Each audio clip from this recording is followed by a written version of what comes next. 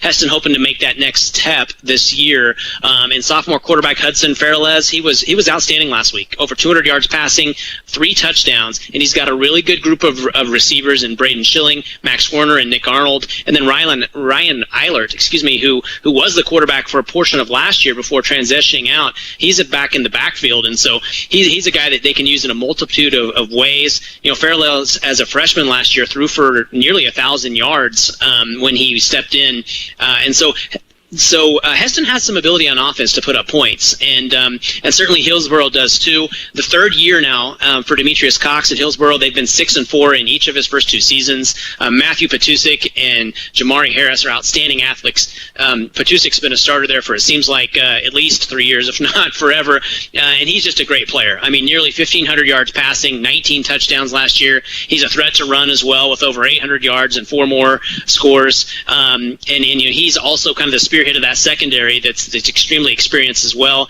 I mentioned Jamari Harris. He had over 100 yards rushing and 3 touchdowns last week on just 3 carries. So, these are 2 teams that really can put the points on the board. It was an outstanding game last year with Heston winning 44-39, and really the key could be that passing attack of Heston against that experienced secondary of Hillsborough. And as always, these things are going to be won up front anyway. But it'll be interesting to see here. The 2 outstanding teams. I look for a close one, maybe a slight edge to Hillsborough at home, but it should be a great game. That will conclude this week's edition of the Kansas Kickoff Show. A special thanks to Matt Gilmore of KPreps.com, Chet Copeland from Sports in Kansas and KPreps.com, and Sports in Kansas contributor Connor Nickel. Also thanks to our great sponsors, American Implement, Next Tech Wireless, The Safe Project, and Think Before You Post.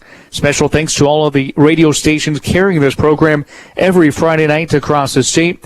I'm Sean Boston saying so long and enjoy week 2 of the high school football season right here in the Sunflower State. You've been listening to the Kansas Kickoff Show. You've been listening to the Kansas Kickoff Show, powered by KPreps.com and Sports in Kansas.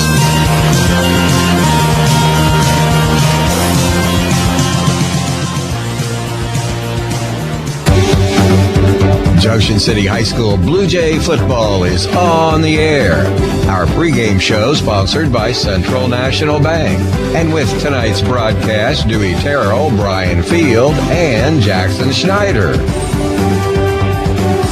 Good evening, everyone. Welcome to Bishop Stadium at Seco Park in Manhattan. We're preparing tonight for the 107th meeting between 2 arch rivals, your Junction City Blue Jays and the Manhattan Indians. Clear skies, nice weather conditions.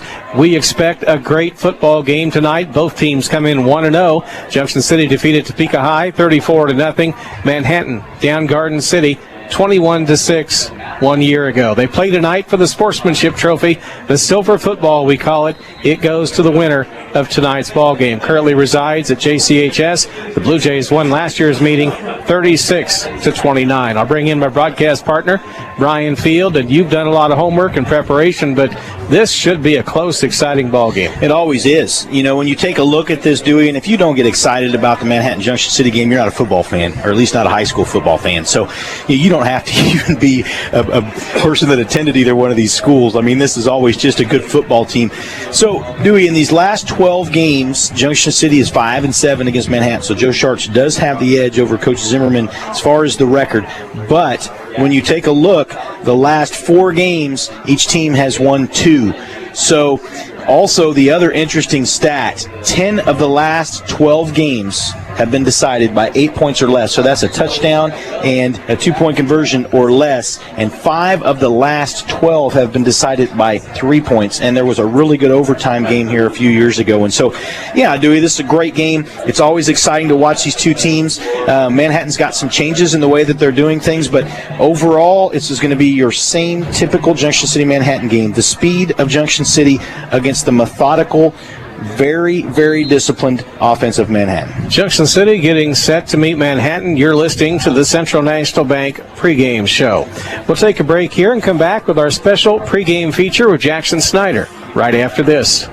If you've had past banking challenges, it's Central time. Start over with a financial partner who can help you adapt in an ever-changing world with New Opportunity Checking from Central National Bank. It's money for life for the way you live today. Find out more. Check New Opportunity Checking at centralnational.com. Account opening subject to qualification. Restrictions may apply. Central National Bank, money for life. Member FDIC in your hometown since 1884. Welcome back to the Central National Bank pregame show. I'm Jackson Schneider. We have a special guest with us right now, the head cross-country coach of the Junction City Blue Jays, Mr. Tim Testa. Coach, how's the fall going? It's going great. It doesn't necessarily feel like fall very often, but we've been fighting the temperatures and fighting the weather, and I think the kids are going to come out stronger because of it. It certainly can't be easy to run in this kind of heat that we've had, but do you think that kind of helps build them up for later on in the fall once things cool down, if they're able to perform in this type of weather? I do. Obviously, with cross-country meets, we race earlier in the day. We race in the morning, but those 4 o'clock practices after school, some days are pretty warm. We're out at the new school training now, so there's not a lot of shade. There's not a lot of tree coverage for the hot south winds, but like you're saying, once we get to the cool temperatures, our kids aren't going to know how to act. They're just going to feel like they're in great shape, and they'll go fast. And you guys just got off to a pretty good start from what I hear. Could you just recap your start to your season so far? Yeah, last Saturday we were over in Manhattan. They always host the first weekend, and I think we've been going there for 50 years or so now. So this year, a pretty good start. I think we had 8 of our returners ran all-time bests, and obviously that's encouraging. We had quite a few kids in the medals. Manhattan medals the top 20 kids in each race, and it's always great to have kids that are placing in the top 20 early in the season. On the guys' side, we had a great highlight of Tyler Atkins winning the varsity boys race in a time of 16 minutes and 10 seconds. That's a PR for Tyler of about 20 seconds on the cross-country course. And over at Warner Park in Manhattan, it's a pretty tough place to run. So Tyler looks great. The guys behind him look pretty strong. We got some improvements to make with a few of our older kids, but they've been training better than they raced, one of those kind of things. And on the girls' side, Lorna Ray Pierce, she led us, I believe, in every single race last year, and she ran about a 30-second PR on the same course that she ran her PR on last year. So girls are off to a great start. Both teams look much stronger than we have in the most recent history. So we're excited about both teams, and can't wait to go to Emporia this Saturday and go again. And I can't ever imagine running the speeds that some of these high school kids are running because I've never been a runner. So just to hear you talk about the distances that they're running and the speeds in which they're doing it it just floors me every time. But how do you develop kids like this at such a young age to be conditioned to run these distances and through these tough courses? I can't even imagine the training process behind that. Yeah, I'd love to take the credit, but I tell the kids all the time, I'm just a guy writing workouts down on a paper, and I'm just a guy studying and learning, trying to get better, and then all of it is on them. I can't call a timeout like I can in a basketball game. I can't make an adjustment like I could in a basketball game, or Coach Z can in the football games. It's all up to the kids, and once that gun goes off, it can be a great day or it can be a very, very bad day. At practice, we can give them the workouts. We can make a few adjustments at practice, but it's really just if they're locked in, if they've done a good job of hydrating, if they went to bed on time, if they're eating right. There's so much credit to be given to the distance runners specifically because of all the extra sacrifices that they have to make. So it's one of those things where if you've got great kids and kids that are willing to do what you ask them, things are going to take off for them. If there's some kids in the program who aren't all the way bought in and who aren't all the way willing to sacrifice, then their performances aren't going to look as good. But right now we've got a fantastic group of kids that have done everything that myself, Coach Ryan Norton, and Coach Mandy Zimmerman have asked of them. I guess we'll keep this group around as long as we can.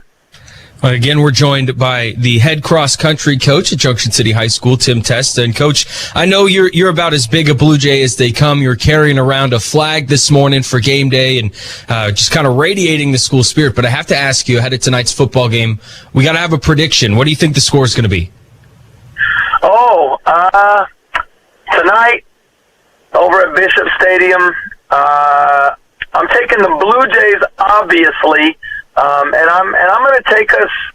I'm going to take us by a touchdown. I think tonight we get a defensive score. I think that that was kind of the only thing that we didn't do at Topeka High. I actually got to go to the game right after my son's race over in Topeka, or the half of a game, I guess. And I know we got some dudes on defense right now, so I'm going to predict a defensive score, and that ends up winning the game by a touchdown for the Blue Jays tonight. All right, you heard it here first. Junction City cross-country coach Tim Testa, also head girls basketball coach, will be visiting with you as basketball season approaches as well, Coach. But thanks so much for joining us, and good luck the rest of the season. Yes, sir. We appreciate it. Thank you.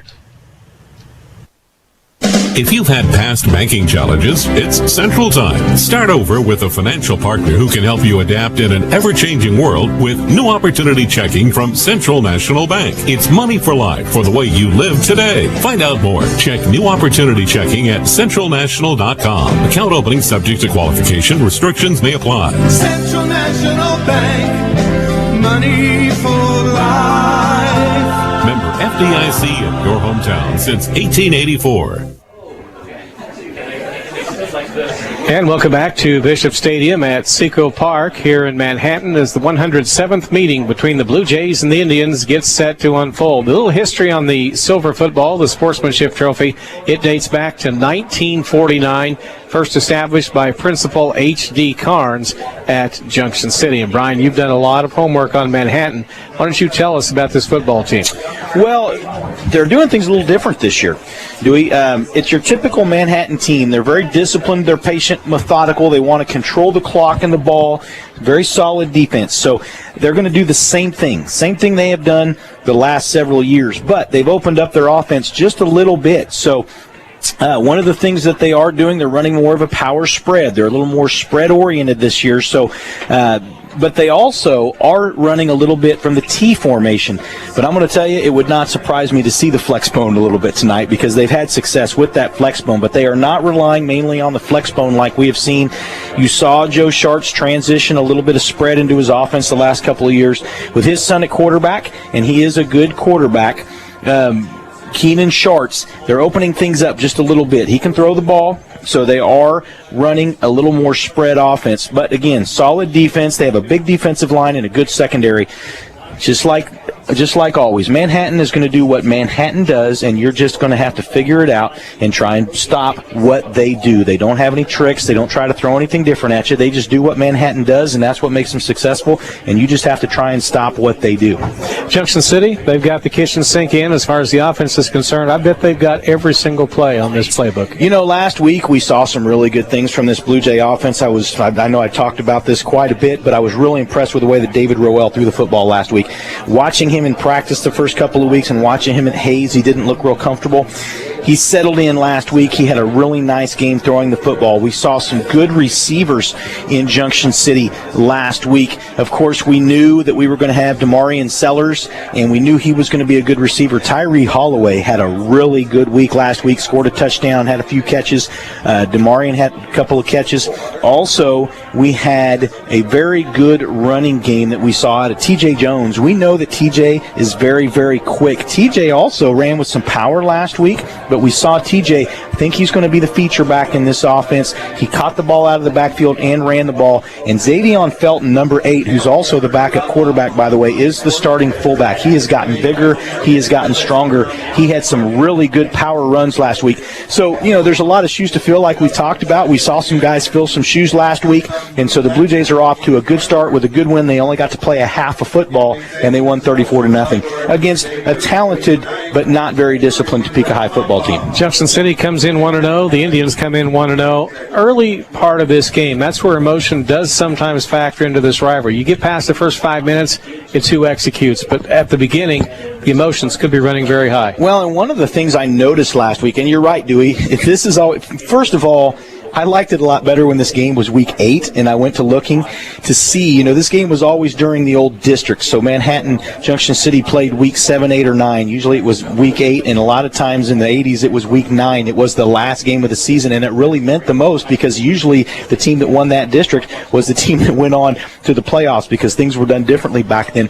But it's week 2, and you still are trying to figure out who you are as a team a lot of times in week 2, and you're still trying to figure out a lot of things. Who are your starters? A lot of times you don't even know. Some different guys are getting a lot of reps. One thing I noticed last week, Manhattan was a little bit, of course it rained. They had a rain delay, a storm delay before the game, and when they got out on the field, they looked a little nervous, and their discipline wasn't really there. They had a lot of penalties, especially in the first half. They had a couple of turnovers, and they did not play characteristic Manhattan football. I guarantee you Coach Sharks will have that all fixed this week for this game. Junction City, a few of the players beginning to come out of the locker room. The hay is in the barn, so to speak. You've done all you can. It's time to play football. It is, and like I said, one thing I do want to add, I might mention this later because as people start to listen, but I thought this was pretty cool.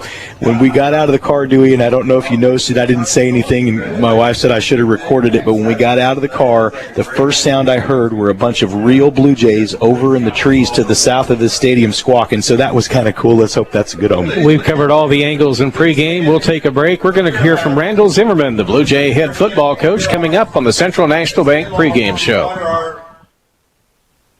Welcome back to the Central National Bank pregame show. Big game tonight, Junction City at Manhattan, the 107th meeting. I don't care who you are. If you're involved with this rivalry, it's a lot of fun. It is a lot of fun and very unusual last couple of years having it this early, but, it's just a highly contested game against, and two very good communities. And, Manhattan's a very prideful community, a very prideful school, and we know we have our hands full against them, but I like our kids. Our kids, just outstanding kids. I love our community, and I know we'll show up. A bunch of people will be here, and our kids are going to compete for sure. Keys for your win? Well, we got to control the ball. I need to put points on the board and be able to get into a rhythm, somewhat of a rhythm offensively. And then defensively, obviously, we have to have great discipline. We can't get our eyes busy. Must have our eyes where they need to be and on our keys. And just, let the game come to us, not try to attack anything, make things up, but just let it come to us. What do they do well? They're balanced, very, very balanced offensively. They'll throw it, run it a little bit more than they have the last couple of years.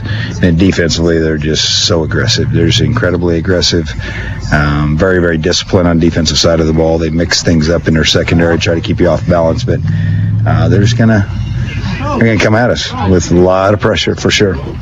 With that aggressiveness, can you take advantage of it and go over the top with a few short passes? Yeah, we hope we can. If we get some time, and because there's times when they will bring 7 guys after us, and be able to run if we get our run game going and be able to run action, some stuff, and get over the top. And that's what we're hoping we're going to be able to do. And their secondary has been pretty disciplined. Haven't given up anything. They gave up hardly anything against Garden City, but and they're skilled. And we think that's probably the strength of their defense. But when you're sending 7 guys up the field, if a little bit of time, hopefully we get some shots over the top and loosen them up a little bit. You've won here in recent years. Do you feel like maybe this Manhattan home field mystique against Junction City has been kind of cut back a little bit? You've got some victories. Well, I hope so, because we're on the road, and once that thing was broke, I mean, there was a while when we struggled over there. There were really close games. We struggled getting over the top, and as they did at our place for a little bit. But then it kind of balanced out a little bit here as of late. But tell me, silver football sportsmanship trophy. What's it mean to the Blue Jays? Oh, it means a lot. It means a lot. It'll mean a tremendous amount Friday night, but it's even going to mean more if we can get that thing, if we can bring it home, and mean more for these kids down the road. When you have your reunions and those kind of things, it's the first thing you look for when you walk through a school. And we had class reunion just a couple of weeks ago, and guys were calling me and asking me about it. And almost every class that came through that has won. They're asked where it's at, and they want to see it. So it'll mean a lot to these kids, and hopefully we've done enough during the week to get them to understand the magnitude of this game. Good luck. Thanks, dude. Thanks for having us. I'll be back on the Central National Bank pregame show right after this. Sapp Brothers Coffee Pot has been brewing for 50 years, fueling America's heartland since 1971. Sapp Brothers is celebrating its Big 5-0 with exciting giveaways. See America the Beautiful and stop by a Sapp Brothers May through September for a chance to win a travel trailer loaded with gear, $50 in Sapp Brothers guest rewards points, Michelin Drive tires, and more. Stop in your local Sapp Brothers soon and get entered to win. Located just off exit 295 in Junction City. Offices function better with office supplies. The pen you're writing with? Office supply. The desk calendar your elbows on? Office supply. The file folders on your desk and the sticky notes on them? Office supplies. You get the idea. Now, where do you get supplies? Key Office Products in Salina and Junction City bring office supplies to you. Purchase online, then have Key Office deliver. Small and bulk orders, office furniture, and copiers. Shop local, shop Key Office at keyofficeproducts.com. This is Blue Jay football on 107.9 FM and 1420 KJCK. And welcome back to the Central National Bank pregame show. Brian Field is with me. Jackson Snyder bringing you this contest, working the live stream tonight. You can go to jcpost.com, hear us, and watch the ball game here at Bishop Field, Seco Park. We're out on the west side of Manhattan as always. There was a long time ago when Junction City Manhattan played second week of the season. My first year, 1980, is the only time I can remember before last year. Oh, there you go. And yeah, now they've done it the last two. I got to be honest with you, I don't like it. I'd rather see these two teams be at their best, know who their starters were going to be, have all the quirks out so they can really go at it. I loved the old Week 8, Week 9 games. In fact, it was the most fun, I think, when it was the last game of the season because it always meant the most anyway because it was your last game before the playoffs. A lot of times the winner of this game went to the playoffs and represented the district, and they went to the two teams from the district. But a lot of times this game was who decided who was going to go and got the higher seed. And so week 2, it just doesn't feel right. It's 75, 85 today, 90-some degrees outside, and people are out here in T-shirts and shorts. And usually the Manhattan game, you're out here, you've got your leather jacket on or whatever, or you're wearing a jacket, you're wearing some kind of jacket. The students, you see the leather jackets, their warm coats, their pants, their boots, and so it just doesn't seem quite right. But either way, it's going to be a good football game. It was a really good football game last year. The last several, as I mentioned, Dewey, 5 of the last 12 decided by 3 points or less. 10 of the last 12 decided by 8 points or less. So they're always close games. There's just been the 1 year where Manhattan got a pretty big win. And then in 2008, Junction City had the big win. Of course, that was the Junction City team that went on to win the state championship. So always a good game, and some things to look for. Joe Sharks has changed some things up. He's opened up his offense a little bit. I think there's several reasons why. Because, when you're a team that runs to the flex bone, very disciplined, very methodical, a lot of times it's hard to catch up if you get behind. I think that's why they're spreading things out, open things up a little more, because they have to be able to play that. And they maybe need some bigger plays, but don't let that fool you. They're still going to be very disciplined. They're going to know what they're doing. They may not run that tight flex bone. They may spread things out a little more, but they're still very disciplined. They have a good offensive line, some good receivers, and 3 players for them, Dewey, that are really, really good. Number 3, senior wide receiver and free safety, Joe Hall. He's 6'2", 190. He's their best player on both sides of the football. He's their free safety and a wide receiver. Good hands, quick, very assignment sound. Also, number 50, senior left guard, and also plays defensive tackle, Talik Holloway, 6'2", 220. He is a strong, very athletic kid for his size. He's the guard they pull a lot on offense. We'll talk about that throughout the game. He's their left guard. They pull that backside guard a lot. And then number 12, junior quarterback, Keenan Sharts, 5'10", 165. He's a dual-threat quarterback. Good runner, decent passer, Dewey. Looking at the stands on the far side, the Junction City Blue Jays section is filling up, and fans are still filing in, coming down the walkway. The Manhattan Indians have just made their appearance into the stadium. Here's the Manhattan High band playing in the background. Junction City still in the locker room getting the final words from Coach Randall Zimmerman. Of course, we'll be hearing from the coach later tonight in our postgame show. Halftime, we'll be talking with Junction City High School Athletic Director Matt Westerhouse. He'll be visiting with Jackson Snyder during the halftime segment of our broadcast this evening. He'll talk about new facilities and getting this school year underway with the athletic program. So we're going to have a lot to do tonight, a lot to talk about, and look forward to a great football game between Manhattan and Junction City. The Blue Jays filing out of their locker room just now. Manhattan's on the far end. That would be the north end of the field. Gone through a few drills. Now they're heading toward their sideline. We're still a few minutes away from kickoff, and Junction City coming out to the area just to the south of the end zone. They'll mass up there and then make their way down the sideline. They have a Blue Jay flag that'll be carried in front of them, white with the Blue Jay right in the center as the team continues to file out of the locker room. This is the most exciting time sometimes in these ball games. Oh, it always is. I used to love that, coming out of the tunnel. You got the crowd cheering. It's a cool night. You could smell that crisp, cool football air. And, of course, tonight's warm. But either way, it is always exciting. Your teams get pumped up right there. Trying to see who's carrying that flag for the Blue Jays. That's number 13, Randall Banks, Dewey. And here come the Junction City Blue Jays storming onto the field. On the far side, led by Banks, the Blue Jay flag. Big cheers coming from the Junction City side of the field. It's exciting. Early season football game. It's a big matchup. Sometimes you see this in college football. Some of the powers meet the first 2 or 3 weeks, then you see them again in the bowl games later on. Yeah, and you see a lot of, especially with your non-conference games doing in college, when you think about that, the ranked players. But, and let's hope. We don't know what's going to happen exactly with the Centennial League and some of this realignment in high school football.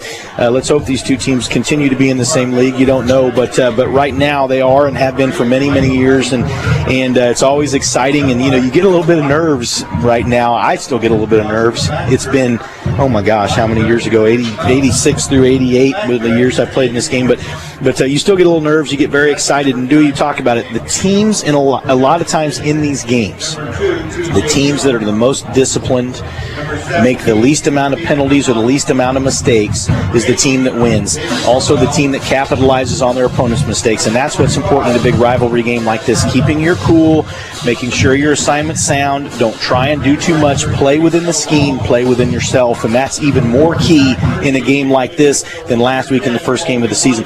It's early. It makes it tough that Manhattan plays Junction City, early in the season, because you still got some nerves and some things you're working on. But you have to be assignment sound, play within your scheme, and don't try to do too much and get overly excited in this game. That wraps up the Central National Bank pregame show. We'll break here. Be back with kickoff right after this. If you've had past banking challenges, it's Central Time. Start over with a financial partner who can help you adapt in an ever-changing world with New Opportunity Checking from Central National Bank. It's money for life for the way you live today. Find out more. Check New Opportunity Checking at centralnational.com. Account opening subject to qualification. Restrictions may apply. Central National Bank, money for life. Member FDIC in your hometown since 1884. Baby boomers, are you fit for everyday life? Whatever you dream of doing, it will require functional abilities. My name is Jimmy Parker, and my passion is working with senior adults to build strength, endurance, flexibility, and functional fitness. I teach yoga, strength training, and even offer one-on-one sessions. I know the importance of staying healthy and safe in these times, so I take extra precautions to ensure safety for all. Classes are socially distanced, and I always have your best interest in mind. Call or text Jimmy Parker Fitness to set up your free consultation at 375-6649. Welcome back to Bishop Field. We're set for football. We're about a minute and a half away from kickoff tonight. Junction City will receive the opening kick. They will go north to south, left to right from our broadcast vantage position.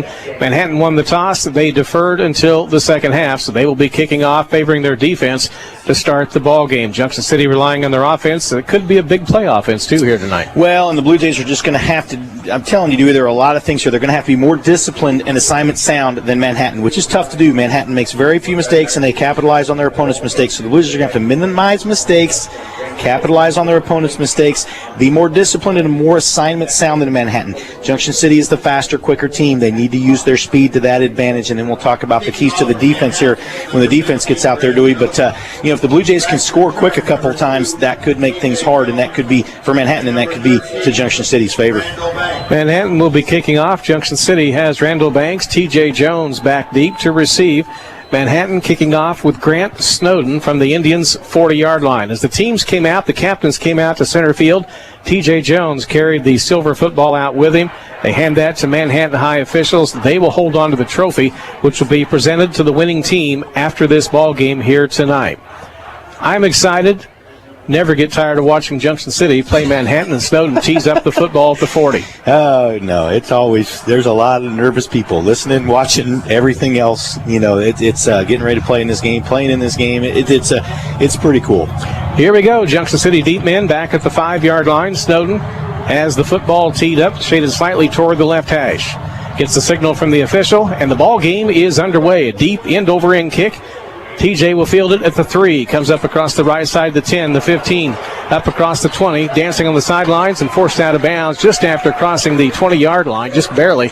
And Junction City has 80 yards to go if they hope to score an early touchdown. Yeah, a nice job right there by TJ, just getting outside, getting some yardage, and a couple of nice blocks. But again, Blue Jays tonight, they just need to stay within themselves. Don't try and do too much. Let the big play happen when it does. Don't force it. Hopefully David Roel doesn't have a lot of nerves. He threw the football very, very well last week, and the Blue Jay offensive line gave him plenty of time to do that and blocked and made some really nice holes, Dewey. So we'll see how the offense does here as they settle in. David Roel at quarterback in the shotgun set, 5 yards off the line of scrimmage, flanked on his left, behind him by Xavier Felton. They snap to David, rolling left down the line, tucks it, runs around the end. He's got 3, 4, 5 yards out of bounds at the 25, and that's a good opening play. That's what he does well. He made a good decision right there. He kept the ball on the option instead of trying to pitch it, and that's how strong he is. He's fast right there. He was just waiting for some blocks to develop. The Blue Jay line went outside. They kind of stretched it just a little bit right there on that option,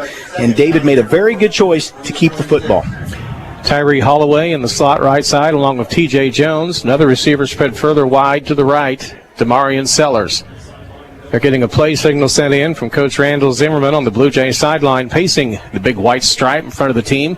Snap to David. He wasn't ready. Went to Xavier. He's running the football off the right end. Broke one tackle and got a first down across the 30. They weren't ready for the snap, but they made something out of a mistake, and they get a 1st and 10. No, and Logan Navis right there, you saw him pat his chest and say, sorry there, David. But it's nice to have your fullback behind him, because if the fullback would have been next to him instead of beside him in that formation, the Blue Jays probably would have lost some yardage right there. But Xavier doing a nice job getting the football, getting the first down. Again, Blue Jay nerves. Right now what this is, the coaches are being very methodical on that Blue Jay sideline calling their plays. Here we go. 1st and 10 from the 31-yard line. Third play, they roll left. They're going to keep it off an option. They're going to turn it upfield, and David's going to maybe get a yard.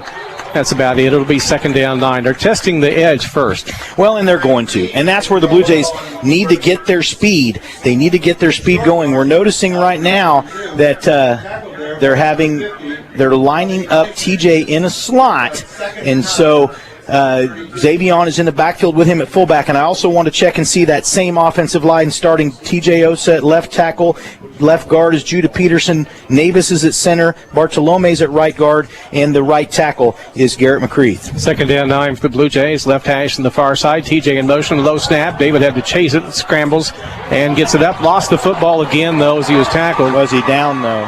And they're giving it to Manhattan. They weren't ready for the snap. That was the problem. It came in low. That's happened twice, and that's frustrating. But what is that? That's miscommunication. Also, the Blue Jays, Coach Zimmerman, they're waiting to see how Manhattan lines up. And so what they're doing is they're waiting to call the play. And so you can see the Blue Jays starting to get a little impatient. And, boy, that's not good, because Manhattan has great field position now at the 33-yard line of Junction City. 1st and 10 for the Indians. They take over after the fumble recovery. You got to be concerned about the offense malfunctioning early for Junction City. They'll be all right. Joe Hall comes wide left. He's the big play receiver for the Manhattan Indians. One in motion, going left to right. They're going to run it off right tackle, trying to cut off the right end. They're going to get it inside the 30, down to the 26-yard line. So Manhattan moving the football on Junction City on 1st down. They pick it up with Vinny Smith, the running back. He got 7 yards. Yeah, Vinny Smith, 5'10", 185. He's their main running back.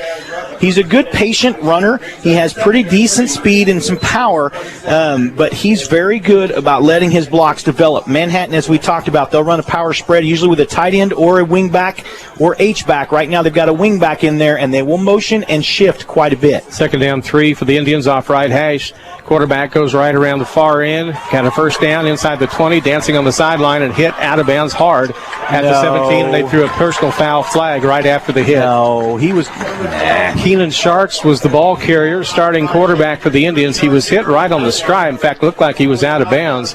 Now Manhattan will get some penalty yardage tacked on. Be half the distance. Personal foul. Junction City is the penalty.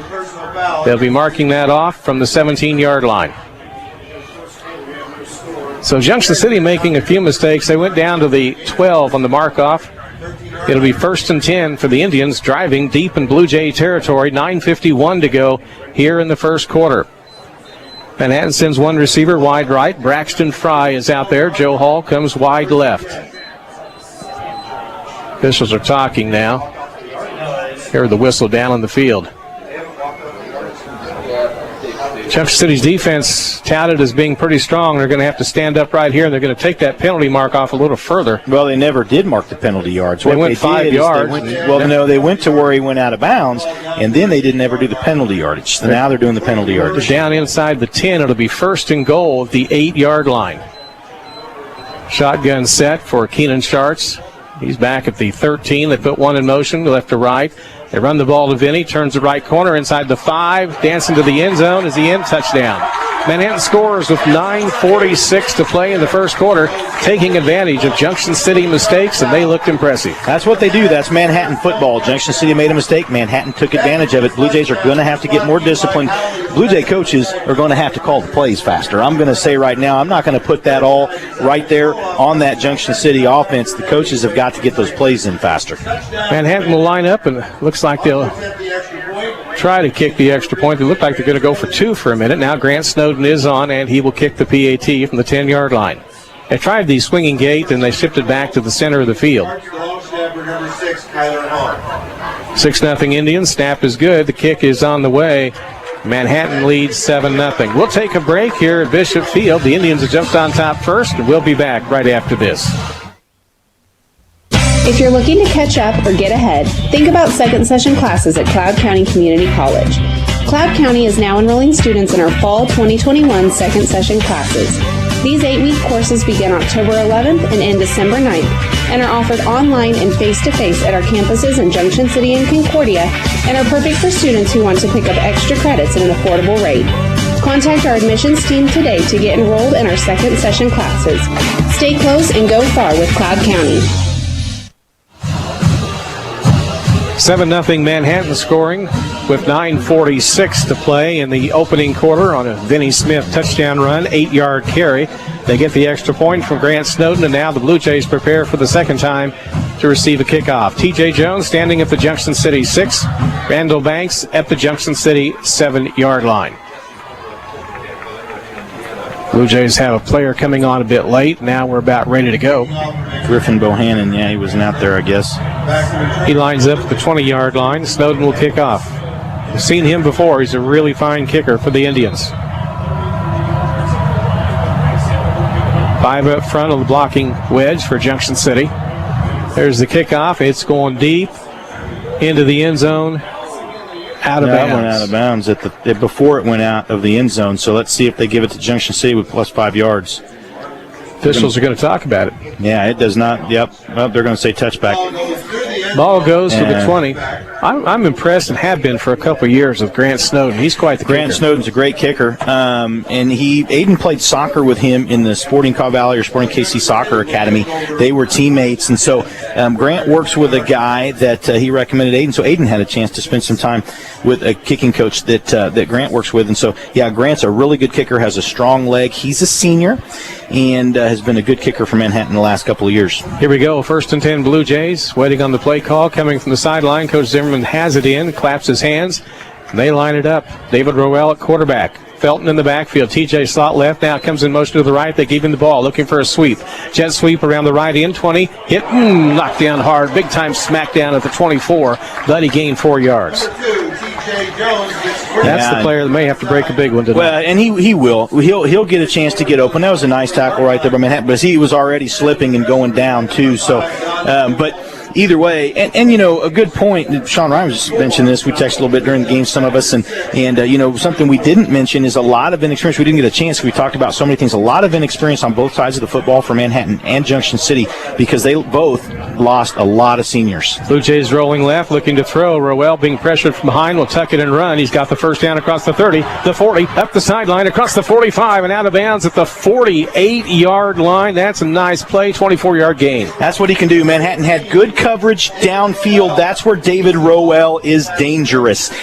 If there is good coverage and all the receivers are covered, watch out if he tucks the football and takes off because he does not look like he's running very hard, Dewey, but he can move. He is fast. Former receiver and running back as well. He knows what to do with the football. 1st and 10, Junction City from their 48, far side hash near the Blue Jays side of the field. They put TJ in motion. David's going to keep it on a quarterback run all the way. Hit at the 50, slides forward, gains a couple more to the 48 of the Indians, and a penalty flag coming in the defensive secondary. From that far away, hard to see what they're going to call. That's the back judge. He came all the way in. And number 91. 4 officials huddled up. This is what I think it is. That's a tough call from way back there. Oh, okay. Good face mask there. Face mask penalty on the Manhattan Indians. And the Blue Jays will take it, of course. Yeah, that's a long ways, but he had to have seen it. I mean, that's quite a ways back there for him to make that call. He's about 25 yards away. So that's a pretty good call right there, though, and it favors the Blue Jays. All right. Just a 5-yard variety there. Blue Jays have the football at the 44-yard line. They've got to go at the 41 for a first down. Junction City lines up 3 on the left side, 3 receivers, 1 wide right, Damarian Sellers. David from the shotgun, flanked by Felton in the backfield. They snap to Rowell. Coming down the line, keeps it, now tries to get it upfield. It's going to be hit and dropped for a 1-yard loss. They just never quite connected on that play. Well, no, what happened is they were trying to stretch it out. They were running the speed option. They stretched it out to the sideline, nowhere else to go. A couple of guys made some nice blocks, and David tried to tuck it inside, and then Manhattan had read it very well, stepped in, and made a nice tackle. But because of the penalty, it's still second down, Dewey. Second down 4 for Junction City at the 45-yard line. Blue Jays put 3 receivers on the near side with T.J. Jones in the slot. Tyree Holloway next to him. Damarian Sellers spread out wide right this time. Offensive line is set. Blue Jays trying to put a drive together. They dump a pass in the right flat to TJ. He's going to have the first down around the end. He's in the flank. He's going to go for a touchdown all the way to the end zone. 5 touchdown Blue Jays off a short pass play coming off the right side. That's just a bubble. They just flare him out. This is the Blue Jays trying to get their fastest player in open space. Nice pass. He's behind the line of scrimmage. They just throw a little bubble route. He runs a little curl, and he takes off, and it was well blocked. Blue Jays got the big touchdown. That's a good call, too. Now here's Aiden Field on to kick the extra point. Damarian Sellers is the holder. He's ready to go. The official tells everybody, let's get set. They set the ball down, and they are ready. Field a junior, a high snap. They get it down. The PAT kick is on the way, and it is good. We'll break here. We have tied the ball game, 7-7. We'll be back right after this. For more than 40 years, Dell Motors has been your hometown dealer in Junction City. Right on the presidential corner of Grant and Washington, you'll find a staff of Junction City locals who want to make your buying experience as easy as possible. Whether it's helping you find a car that's more affordable or one with more size, or even if you just need more information to see if buying is right for you, Dell Motors is here. Dell Motors, Grant and Washington in Junction City, and always on at dellmotors.com. 7-7 tie ball game. The two teams already lighting it up a little bit, aren't they?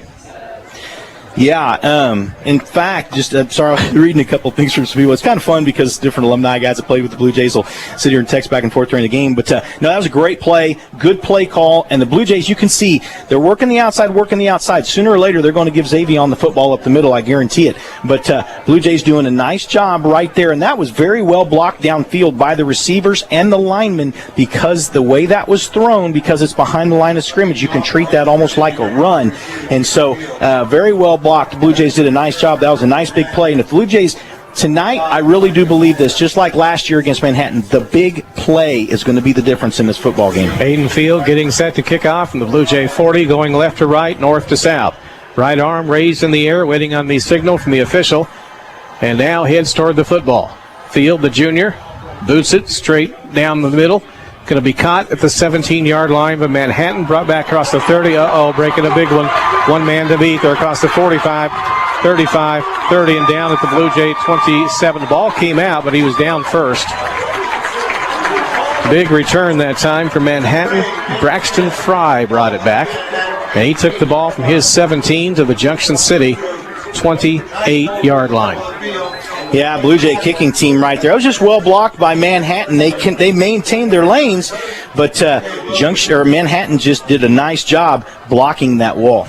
Blue Jay defense has been backed up in their own territory here early in the ball game. 7:25 to go in the first quarter. Yeah, they're going to have to change that because the short field, the team that wins field possession, that's always a big advantage when you have a short field. 1st and 10, Indians. Left hash on the near side. They put one in motion. Vinny Smith, and now stops in the backfield next to the quarterback. Snowden takes the snap, keeps it himself, fake the handoff, comes off the left end at the 20, pushing to the 15. They're trying to tackle him from behind, and they do at the 11. He gains 17 yards. Yeah, that's what he does. So, and one thing I didn't get to talk about before the game, Dewey, they run a lot of play-action pass. They're running that spread offense, that power spread. They run a lot of play-action. The secondary is going to have to be honest and watch the run, but they're going to have to make sure they don't bite on that play-action pass. So that front seven for the Blue Jays, the defensive line, and those linebackers are going to have to tackle well and be assignment sound because that secondary cannot get sucked in because Manhattan loves to run that play-action pass. Braxton Fry wide left. Joe Hall goes wide right for the Indians. Keenan Sharp sets his offense. Vinny Smith next to him in the backfield, tied in on the right side.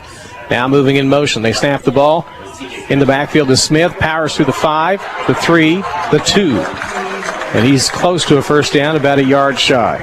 Yeah, Blue Jays are they're not making good hard contact yet, and so they're going to have to get a little fire in their belly, this Junction City defense. Of course, twice now they've had themselves in a bad position where they've had their backs basically in the shadow of their own goalpost twice. That's very tough on your defense. So hopefully they can change that, flip that script at some point, and that defense can get settled in with some room because twice that defense has been put in a bad situation. These are the kind of mistakes you might not see in a late season ball game. That's a good point. 2nd down 1 coming up for the Indians. Sharps up under center. Takes the snap. They give him the backfield to the fullback, and they're in for a touchdown. Touchdown for the Manhattan Indians. They get it with 6:08 to go in the ball game. DeAndre Auckland carried the football. Manhattan takes the lead 13-7.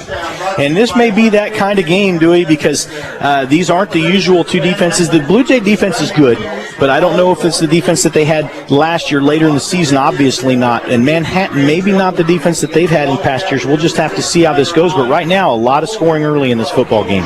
Grant Snowden on to try the extra point from the 10-yard line. There's the snap. It's good. Kick is on the way. And he got it. 14-7 Indians will stay here this time. I want to thank Matt Barnes for his work in our studios tonight. We appreciate you very much. He gets us on the air and keeps us all straightened out. A veteran board operator with these football games, and I appreciate his work. Matt, a man of many talents, like we say every week. Bass player extraordinaire. He's an IT guy. He does a great job back in the studio. And so Matt, just a good father. So good all-around guy, Matt is. First time Manhattan punched the Blue Jays in the nose. Junction City came right back and scored. We'll see if they can do it again, trailing 14-7. 6 minutes, 8 seconds to go here in the first quarter. Yeah, Blue Jays are going to have to do something to keep Manhattan from getting that short field. That's twice now. A fumble by the offense, and then special teams. Manhattan did a really nice job blocking that last kick return. Ball was kicked plenty deep. They just didn't get the Manhattan blocked the run back very, very well, and they were able to get great field position. So twice that Blue Jay defense has been in the shadow of their own goalposts. T.J. Jones, Randall Banks back deep to receive the kickoff for Junction City, standing at the 6 and 7 yard lines respectively. Snowden to kick off for Manhattan. Pretty good crowd for Junction City. All their seats really are full. Good. Yep. Folks are stretched out along the fence line, going back down toward the locker rooms. And more coming. We need a lot of crowd. We need the Junction City football team to get fired up. Waiting on the kickoff from Snowden. Now he approaches the football, going left to right, angled toward the field, and he kicks it deep, really deep. into the end zone. Randall Banks lets it go over his head, and Junction City will set up 1st and 10 at the 20. And it will probably be that way all night on kickoff return. No, he's good. He gets a lot of touchbacks, and he's a senior. He's done this now for 3 years. He's kicked for Manhattan, and so very experienced kicker and does a nice job. And good kid, like I said. I got to watch him play soccer when he was younger, and he's a good kid, good kicker. And Manhattan right now in pretty good position, 14-7. They're ahead. Junction City now at the 20-yard line, and the offense had a great drive that last time. Had a couple of big plays, a nice run by David Roel, and then of course the nice the touchdown on the bubble to T.J. Jones, but. Let's see if they go to maybe running the ball up the middle just a little bit with Xavion, because they have hit the outside an awful lot. 1st and 10 Blue Jays from their 20-yard line, middle of the field. They get the football. The snap back to David Roel, coming left down the line, wants to turn it up, does. Hit, lunges forward to the 22, a gain of 2 yards in the play. Running a lot of option here. See if Coach Z goes to something else. I bet we've run that option 5-6 times already, and we've run it to the left mostly, to the boundary side. Coach Zimmerman likes to run to the boundary, which is the shorter side of the field. When you're on the left hash, it'd be the left sideline. That would be the boundary. The field side would be the wider side. So Junction City looking at 2nd down 8. 3 receivers come wide on the near sides. TJ's in the slot. Demarion on the outside. Have yet to go to him with the pass play. TJ caught one, went for a touchdown. Now they're going to throw it. They're going to throw it deep on the right side for Demarion. He came back, had a chance to catch it, and just simply dropped it.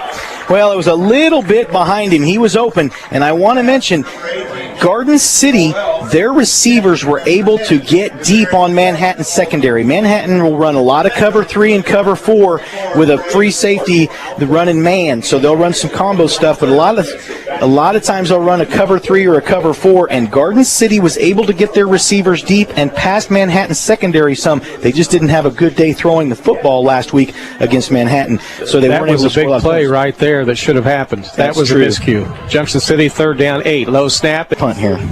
Mistakes are hurting Junction City in this ball game. Blue Jays will bring the punters out. And the punt unit, I should say. And let TJ punt. Michael Boganowski is slated to be the starting punter, and he has a bit of an injury and has not played, and he did not play last week, and I've not seen him on the field yet tonight. So TJ Jones is going to be punting. A little late getting some players out on the field. Junction City, now they're ready. TJ will be kicking from his 7-yard line. 4:44 to go first quarter, 14-7. Manhattan late with a player coming on, and that may result in a 5-yard flag. Timeout called instead by Junction City. Delay of game on the offense. Correction on me. Manhattan was late getting someone out on the field. Yeah, but Junction City, these kids have got to get with it. They are just not focused right now. TJ backed up to the 2 for the punt. Blocked. Nope. Got the kick away. Partially was blocked, I believe. Rolls down the field, gets a good roll across the 50. Junction City, they're surrounding the football, and they'll down it at the Manhattan 41. That probably was tipped coming off his foot. Yeah, it looked like it was. Donquay Williams downed it right there. But so the Blue Jays, their defense, a little more room right here. Manhattan gets the ball about their 40.5 yard line here, and so on their own side of the field. So Junction City's defense is going to get a little more of a break than they had in the last 2 drives, but they're going to have to settle in and stop that methodical offense, that running game of Manhattan. So the Blue Jays bring the defense out. Got a little better field position to work with this time. Manhattan will set up 1st and 10. It'll be a great time for a turnover right here. Manhattan did turn the ball over twice last week. Blue Jays, uncharacteristically, that was their first turnover of the season on that first drive. Keenan Sharks puts Joe Hall in motion. They give to Hall, trying to sweep right, cuts back upfield, and they hit him at the line of scrimmage. Great play. Stopped for no gain at the 41-yard line. That's that big defensive end, Rudy Vargas. Rudy stepped in there and made a great hit, and Joe Hall is Manhattan's best football player, and he's a wide receiver. They'll let him run the ball some, catch the ball some, and also he's their free safety, and Rudy Vargas did a great job. Sideline from Manhattan. They alternate their receivers to bring those plays in. Kyler Hahn has delivered the message from head coach Joe Schartz. Yeah, Manhattan does rotate their receivers. You'll see him run 4 or 5 guys in there at that receiver just now. They look like they're going to call timeout. Manhattan takes the timeout. 3:37 to go in the first quarter. They lead the Blue Jays 14-7. Your thoughts so far, Brian? Well, I wanted to say real quick, this Blue Jay defense, of course, they've had their back against the wall twice because Manhattan got the ball deep into Blue Jay territory on those first two drives where they scored. But this Blue Jay defense did a nice job last week, and that defensive front did a really nice job. Rudy Vargas, Rodney Coleman, Elijah Clark-Boyd, and also we saw DK Oscar in their Summit nose guard. But Diego Eisen led the team with 9 tackles last week. He did a really nice job at that Mike linebacker position. Usually the Mike linebacker for the Blue Jays is going to get the most tackles, but Keenan McConnell did a really nice job at the Sam linebacker position. Quavion Gilmore at the Will linebacker. Those three led with tackles last week, and those are your 3 linebackers, and that is exactly what the Blue Jays are going to need tonight. They need those front 7 to make those tackles, see if they can keep Manhattan at the first level, keep them from getting to that second or third level. The secondary is going to have to watch, because I'm telling you, Keenan can throw the football, Keenan Sharts. Maybe not as accurate as some other quarterbacks. He's a good runner, but he can throw the ball and can throw the ball deep at times, so the Blue Jays secondary is going to have to be honest. 2nd down 10 for the Indians. They line it up at the 41-yard line. Hall comes in motion, going right to left. They snap back to Sharks. Quick handoff up the middle, right through the gap to Vinny Smith, and he takes it out to the 49 for an 8-yard gain. Michael Boganowski is in there playing that nickel linebacker position for the Blue Jays, Dewey, and that is good news. And that is somebody that we need in this football game, and it looks like he is out there right now. That's a good deal. Now, can Junction City hold on 3rd and short? Trying to see if he's playing strong safety or that nickel backer position, though. It looks like he's playing that nickel backer position. Yeah, they're moving him around. All right, 3rd and 2 as the Indians come to the line of scrimmage. They may be in 4-down territory. They have some confidence in this offense. Keenan Sharp sparks one count, puts one in motion, left to right. They're going to hand off to Vinny Smith, hit in the backfield and drop for a lot. Boy, the Blue Jays cut the end off, wouldn't let him come around the corner, and they lose 2 on the play, bringing up 4th and 4. Yeah, well, that's just Manhattan trying to get the edge too, and they'll come back with something up the middle possibly here unless they decide to punt. I would not be so. Well, Joe Sharks is going to bring, it looks like, his punt team on. It would not have surprised me to see him go for it right there, but let's see how this works. The Blue Jays are going to have to rush some guys out there now. They're going to get T.J. Jones deep. Manhattan has decided, at least it looks like, to punt. T.J. Jones comes on to be the deep man on the reception for Junction City, standing back at the Blue Jay 21. The Indians 4th and 4, leading 14-7, 2:20 to go in the opening quarter here at Bishop Stadium. That's low movement. snap, That's a penalty. bounces. Yeah, there's a penalty flag, kicks off, and T.J. lets it go by him. Inside the 5 and down to the 2, but they'll do this over. The player on the left side of this offensive line, he was the outside player on their punt team. He'd be like a tight end right there on their punt team. So he was moving, trying to hear the snap count. He kept looking over to the sideline. In the meantime, the punter called for the ball. The center snapped it, and so that was what the motion penalty was right there by Manhattan. Blue Jays get another break. Their defense gets a great stand. Now Manhattan punting a little deeper into their territory, and so that's good. Blue Jays, well, now they moved it. It's a 5-yard penalty. The football is at the 43. It'll still be 4th down and 8. Well, Manhattan will kick again. That punt snap not very good, but they get it away. Bounces at the 27. TJ grabs it on the roll and comes on the near rush. Turns upfield across the 30. 35 penalty flag and down at the 38. They're going to call a clip probably right there. Flag went out in the area where the blocking occurred on the run back. That's unfortunate because that was a great run by TJ. It goes to show you his field vision. He does a great job seeing the whole field. He has great peripheral vision. He can see what's going on in front of him, make good cuts, and he just has an ability to find the blocks. And right there was a bad block by the Blue Jays. So the Blue Jays make a mistake on the punt return. Got to stop making those mistakes. Now run the ball back upfield. The official marching it off right now. My goodness. And they're going to take it back behind the 20-yard line. Where are they going to put it at? We're waiting to see. I don't know, but I've never seen a group of guys have more trouble trying to figure out where the ball goes. They're going to move them up, or okay. Ball's in the 15. 3 penalties on Junction City so far in the football game. 2 of them 15-yard variety. Now they'll set up 1st and 10 at their 15-yard line. Yeah, and this just second game of the season for the officials too, so we're all working through some things here. But spotting the ball, they've kind of decided they had to get together a couple times to figure out where the ball needed to go. Back the snap goes to David. They dump a pass left flat to TJ. Wants to throw, but drop the ball, and Manhattan got it. Oh, my. At the 12. He started to set to throw downfield. They were running a receiver down the side, and he simply dropped the ball out of his hand. Manhattan has recovered the fumble to Blue Jay 12. That was a trick play. that backfired. A trick play that did not work. TJ went to go throw the ball. The player was wide open. If he could have gotten the ball off, it would have been great. But unfortunately, as soon as he went to go throw it, you could just see he didn't have a good grip on the ball. It fell right out of his hands, and Manhattan was able to jump on it. The Blue Jay defense, again, being put in a very, very tough situation. 12-yard line of Junction City is where the Manhattan Indians take over. They break the huddle and come toward the line of scrimmage. Finney Smith in that backfield, power running back, flanking Keenan Schartz on the right. Two receivers come wide left. Minute 48 to go, first quarter. Snap, right side. Keenan Schartz will keep it. Angles off right tackle. Gets 2 to the 10, but thrown down pretty hard by the defense. Blue Jay defense is getting more confidence. Let's see if they can get a nice hold right here. That was a play that was, they read that very, very well, and coming in to make the tackle, of course, was Elijah Clark Boyd. He's one of the better defensive players for the Blue Jays here. He's playing left end today. Sometimes they rotate he and Rudy and decide who's going to play the left side or the right side. Tonight, Elijah Clark Boyd's playing that left side, and he made a great read right there and made a nice play. I think we're seeing a little inexperience the coach has been talking about in the early weeks. That's showing so far here tonight. Oh, it is, but I also think, again, this is some nerves. And the trick play deep in your own territory, I'm definitely not a fan of that. 2nd down 8 for the Indians. They snap it backfield. Keenan Schartz trying again. Same play. Spins back toward the middle. And they drop him down just inside the 8. He got about 2.5 on the play. And it will be 3rd down. Yeah, Blue Jay defense doing a nice job right there, making that tackle. 46 Quavion Gilmore. Also, you saw Keegan McConnell in there, and also Chaz Ruffin. So all 3 Blue Jays right there doing a nice job. 3rd down now. Blue Jay defense has done a pretty nice job. Let's see if Manhattan tries to run something wide to the field side or what they'll do. This is a spot where the Blue Jays need to watch out that secondary. Make sure Manhattan does not run a play-action pass. You want to keep them to a field goal if you can on this series. Grant Snowden can kick them from here easily. Manhattan sets. Keenan Schartz is up under center this time.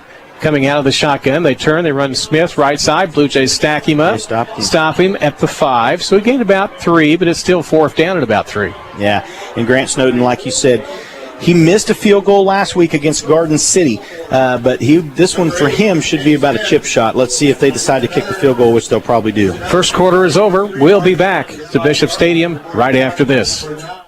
If you're in need of a high-quality, like-new car, there's only one place in town to go. Rex's Auto Sales has you covered. Their sales team is focused on helping you find the right vehicle for you, and not just padding their sales totals. They'll even show you a free car history report to make sure you know every detail about your new ride. Give them a call at 785-238-4613 or stop by their lot at 16th and Washington today. Find your next ride at Rex's Auto Sales. My name is Tom. My name is Cindy. We give to and volunteer with United Way at our community free health clinic. We know our time and money are going to the right places. We don't just wear the shirt. We live it. Give, advocate, volunteer. Live United. Go to liveunited.org. Brought to you by United Way and the Ad Council. Got chest pain? Don't deny. Don't delay. Dial 911. Every minute wasted increases your risk of permanent damage or death. The Blue Jays on 107.9 FM and 1420 KJCK. One quarter is complete. Manhattan on top of Junction City, 14-7. We'll switch ends, go to the south side of the field. The two teams huddled up on their respective sides, talking to their head coaches. Grant Snowden expected to try a field goal here for the Manhattan Indians, but we will see. They may instead opt to go for it, facing a 4th down and 3. Football's at the Blue Jay 5-yard line, and I'm not seeing the kicker. No, but Keenan Schartz is their holder too, so we'll see what they may try to put the dagger in right here. And see if they can go. They're going to line up in what the Blue Jays call a robust, the old T formation. They're probably going to run a double lead here. They tended last week when they did that to run a double lead where the right side back and the fullback will double lead and the left side back will get the football. Here we go. Schartz under center, marks the count. 3 backs in a row behind him. Long count, trying to get the Blue Jays to jump, and they're not biting. That's a good thing. Good sign for the defense. Now Schartz stands up, looks over at his head coach. Got a few seconds, 8 seconds left on the play clock. Schartz back up under center, now stands up. Timeout Manhattan. And timeout Manhattan. They wanted Junction City to give them half the distance to the goal. Yep, no, well, actually, would it give them, would have moved the ball down about to 2.5 yards from the goal line. It would have made a half-yard try for a first down. Well, or where that's sitting, would that even, depending on the nose of the football, would that get them a first down? That's tough, Dewey. You're right. That would have been right on the line, and then they could have probably gone with the sneak. So let's see if they decide to try and run a play or if they go with the field goal here. I would, if it was me, I'd go with the field goal. I'm a conservative by nature. I would kick it, but Joe Schartz may be in a little gambling mood here tonight. Well, so far they've had the Blue Jays defense at their back because the Blue Jay defense is real, and that was a great hold on that drive by the Blue Jays so far, keeping them to 3 plays and only getting 5-6 yards there because Blue Jay red zone defense being pretty tough. But let's see what happens right here, man. This seems like a kind of a long timeout, but see what they end up doing. You go left, you go right, you block, you kick, you run. That's how you do it during timeout. There you go. Blue Jay defense was over talking with the Junction City coaching contingent. Now they head back out on the field. It is 4th down, 3 for the Manhattan Indians, and we again don't see any kickers, so they're going to go for it. Yep, the same T formation. Let's see if they run that double lead now. They're going to talk about it. They might try to do it again. Let's see if they try it again. Keenan Schartz up under center. Takes the ball, rolls left, wants to roll it, throw it into the end zone. Touchdown. Yeah. He rolled left, found Joe Hall in the deep left side of the end zone. No one on him. Everybody went for the fake handoff up the middle. It was an easy lob, touchdown, Manhattan. Yeah, the Blue Jays saw the same thing we did last week on film. When they line up in that T formation, what are they going to run? Right there, they just ran a bootleg to the left with Schartz. They sent their tight end on the left side out. No Blue Jays went with him. He was wide open for the touchdown. 11:54 to go in the second quarter. Manhattan up 2 touchdowns on Junction City. Now will be Grant Snowden on to kick the extra point. Keenan Schartz is the holder. Snap is good. The kick is on the way, and it's perfect. We'll take a break here. We'll be back with more of your Friday night high school football broadcast at the Central National Bank pregame show. Central National Bank press box right after this. Baby boomers, are you fit for everyday life? Whatever you dream of doing, it will require functional abilities. My name is Jimmy Parker, and my passion is working with senior adults to build strength, endurance, flexibility, and functional fitness. I teach yoga, strength training, and even offer one-on-one sessions. I know the importance of staying healthy and safe in these times, so I take extra precautions to ensure safety for all. Classes are socially distanced, and I always have your best interest in mind. Call or text Jimmy Parker Fitness to set up your free consultation at 375-6649. 21-7, the Manhattan Indians lead the Junction City Blue Jays. Junction City getting set to receive yet another Manhattan kickoff, their 4th time tonight. Isn't this a familiar situation, though? The Blue Jays have been in this situation before against Manhattan several times where they've come back. Last year, came back and won the ball game. So this is far from over, Dewey. This football game is far from over. Blue Jays, with their big play capability, are plenty capable. If they're going to have to figure out a way to get more disciplined in their game and not commit some of these penalties and some of these mistakes, because right now Manhattan's made a couple mistakes too, but the Blue Jays have made some pretty big mistakes. Of course, again, I'm not a fan of the trick play deep in your own end zone. I think that's that's a gamble, and putting yourself in a situation where if you do make a mistake, then you can give the other team the short field and a touchdown, and that's what happens. Here's the kickoff coming from Snowden from the 40-yard line, end over end. It is returnable down near the goal line. Caught there, brought back across the 10, 15. Randall Banks on the run back. Spin move at the 25, up across the 30. That got him an extra 5 yards. Hurled his body to the left, went around the defense, and he brought it up to the 30-yard line. And he's fast, and he's kind of been a forgotten guy so far. So you mentioned it, Dewey. He had a family situation. He had to go out of state. Well, he was caught down in the hurricane last week, and his flight kept getting changed. He got here the morning of the game, which was nice. He was able to get in here and play. Now we're going to see him get involved in this offense more because he's been able to get involved in practice, and he's very, very fast. He and TJ together are very, very fast at that A-back position. Randall, a very gifted athlete, and we saw him make a great run last week against Topeka High. 1st and 10, Junction City from their 30-yard line, center of the field. Roel in the back shotgun set, pump fake, hands off in the backfield to Xavier Felton, streaking for the end, and they drag him down for a 5-yard loss. He didn't have enough speed to beat that defense. No, but he's their power back. He can if he gets the edge right there. Manhattan just read that very, very well. That was a very well-read and well-defended play by Manhattan. I think the passing game is going to have to click tonight for Junction City to win the ball game. Blue Jays face it second down now. They turn, they look at the Junction City sideline for a play call being sent in. 3 receivers come wide left. TJ Jones in the slot on the near side. 1 goes wide right. They snap it back to David. Roel comes right. Turns, going to keep it on the run upfield across the 30, 35. Got a first down across the 40 and tackled out of bounds. Official standing right there watching the play. They're going to mark it down at the 42, so that's a nice gain of about 15 yards. Yeah, and that's what David can do. He just, if Manhattan's doing a nice job downfield, their secondary. Coach Zimmerman talked about this in pregame. They have a good secondary, maybe the strength of their defense, doing a great job downfield covering the receivers, and David is able to get the yardage. That's twice now he's done that tonight when the receivers were covered. 1st and 10, Junction City. Snap to Roel, rolls right. Wanting to throw, lobs it short on the far side, but the pass out of bounds. And it will be incomplete, I believe. Officials bringing it back. Yep, nope, it was an incomplete pass. Receiver just led a little too far that time. Trying to reach Tyree Holloway right there, and Tyree had a really nice week last week for the Blue Jays. I'll get some stats out here, but he had a touchdown for the Blue Jays last week, a receiving touchdown, and was the leading receiver. He caught 2 passes for 68 yards and a touchdown for the Blue Jays last week. 2nd down 10, Junction City from their own 42-yard line, trailing 21-7 here at Manhattan. 10:51 to go in the first half. Another little officials conference. Yeah, I'm not sure what they're talking about setting the ball. They were wiping the ball off with a towel. The center asked for that. I don't know. Could be a COVID-19 thing. It might be. 2nd down, again, Junction City. A pitch in the backfield to TJ. Fake the throw, cuts it up the run on the right side, dives across the 45 to the 48. That's a nice little carry. That was a reverse. So they gave it to fullback. Fullback handed it off to TJ from the slot. He came around, so it was just a reverse. Blue Jays able to get 5 yards right there. Manhattan read it well. TJ just about got outside and broke that, but Manhattan did a good job defending it. Their outside linebacker forced it back inside right there.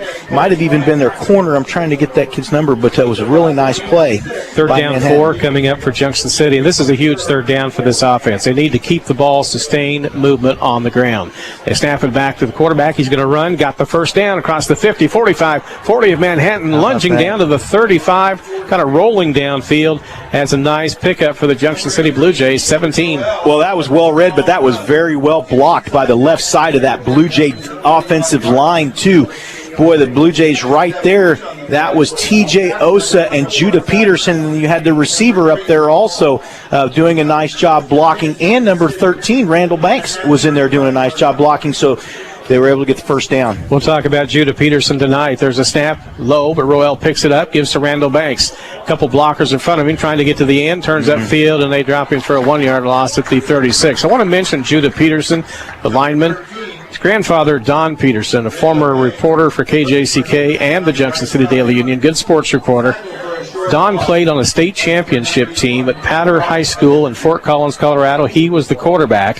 He listens and watches on the live stream. So, Don, good evening. Hope you're enjoying the ball game. But he was quite a football player. Now his grandson following in his footsteps a little bit. Pretty cool. That's always, you love those stories, Dewey.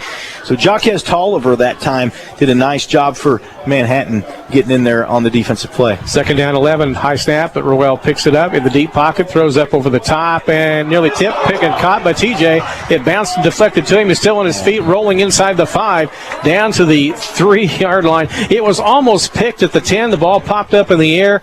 TJ caught it off the deflection. Now they're going to put the ball at the 4. That was great focus by TJ. Just about kept his feet and got in the end zone. And that was well defended again by Manhattan. David did not get that as deep as he wanted to. Manhattan had their hands on it, went right through his hands. TJ, with good focus, was able, as he was falling, to catch the football. Now the Blue Jays in business from the 4-yard line. First down goal, Junction City trailing 21-7. Right hash on the Blue Jays side of the field. Put 3 blockers right. They're going to go David up the middle. Touchdown. Right through the seam into the end zone, and the Blue Jays cut the lead at 21-13. Quarterback power, a gap, well blocked by the Blue Jay offensive line. Logan Nabas, Petron Bartolome, and Judah Peterson. And right up the middle, David with the quarterback power getting the big touchdown. Marion Sellers to hold. Aiden Field on to kick the extra point for Junction City from the 10-yard line. Everyone getting set up on the offensive and defensive lines. Now we're ready for the play. Snap is high but down. Aiden's kick is up, and he has... And we got no signal. What? We got enough. Everybody's standing on the field waiting to see. It's off illegal procedure, Junction City. There was a hidden penalty flag down on the line of scrimmage. I see that now. So they'll back it over. So he'll have to kick it from 5 yards deeper. I think he actually hit the kick. Oh, he got the kick. It was good. The snap was very high, and DeMarion did a great job getting the snap and getting it down. They had a few problems with that last week. DeMarion, good holder, but the snaps have been inconsistent for Junction City the last 2 weeks. They'll kick from the 15-yard line as a result of the 5-yard penalty. Good snap. Kick is on the way for Aiden Field. Did he get it? Yes. It's good. 21-14. Held my breath there for just a second, but the Blue Jays cut the lead from Manhattan to 7. Officials, I don't know, the officials have not been signaling that those are good. That's weird. We'll take a break here. We'll be back to Bishop Stadium in 30 seconds. A local favorite, the Geary Community Farmers Market is open for the season. Every Thursday from 4 to 7 p.m. May through October, you can shop the market for fresh, locally grown fruits and veggies, meat, honey, homemade crafts, and so much more. Use your SNAP EBT and Pandemic EBT benefits at the markets. Geary Community Farmers Market, Thursdays from 4 to 7 p.m. at 1025 South Washington in Junction City. Follow us on Facebook at Geary Community Farmers Market for all the latest info. We'll see you at the market. 21-14, the Manhattan Indians lead the Junction City Blue Jays with 8:49 to go in the second quarter. Aiden Field will be kicking off from the Blue Jay 40, going south to north, right to left. That was encouraging to see Junction City come back and score like that. Yeah, no, that was huge, and the Blue Jays got a little bit of a break because that ball could have been intercepted right there. But, no, that's huge, Dewey. And now this Blue Jay defense, if Aiden can get a good kick here, the coverage team can get down there and see if they can pin him deep. The defense can get a bit of a break maybe. Field heads toward the football at the 40-yard line. Angles the kick toward the right side. Manhattan's going to receive it down at the 16. Nice. Not much of a return across the 23 to the 24, and we'll try to tell you where the ball is on the 24-yard line. Looks like the return that time by Braxton Fry again. He's kind of become a big play guy for them. Yeah, well, Braxton was Aiden actually. He was a teammate of Aiden's in soccer too, and with Grant on that same team. And no, he's a very, very good athlete. And his dad was a receiver at K-State, and so he's got a good bloodline. But no, he's a good, very good athlete. Braxton is. And but I want to say the Blue Jays right there, number 84, did a really nice job. Jalen Connolly got in there and made a nice tackle. But I need to double check, because Coach Goheen, that is actually Malik Williams is wearing number 84, Dewey, if we want to write that down. Malik Williams, they gave us a number change. He was listed as 89. He's actually number 84, Malik Williams, a senior. 1st and 10, Manhattan, the offense is set. From their 24-yard line, they got 6 yards on the return. There's the snap, one in motion. Joe Hall. They're going to hand off to Vinny Smith in the backfield. Up the middle, across the line of scrimmage, spinning across the 25 to the 28. They gained 4 on first down. And the Blue Jay defense doing a nice job reading that now. And but Manhattan getting those 4 or 5 yards, 4 or 5 yards, 4 or 5 yards. That's what they do. You have to keep watching. Sharks running that power read. They'll run the zone read. We haven't talked a lot about what they do, but they'll line up in an ace with a tight end. They'll line up in a tray with twin, or they'll also line up in twins. But they're running a spread power spread with a tight end and a wing sometimes, or an H-back. They'll line him up in different places, and that's number 44. He's another really good player for Manhattan. Jackson Bowles. 2nd down, 6 for the Indians. They put one in motion. Fry going right to left. Low snap. They're going to throw it out there to him on the edge. He's caught it.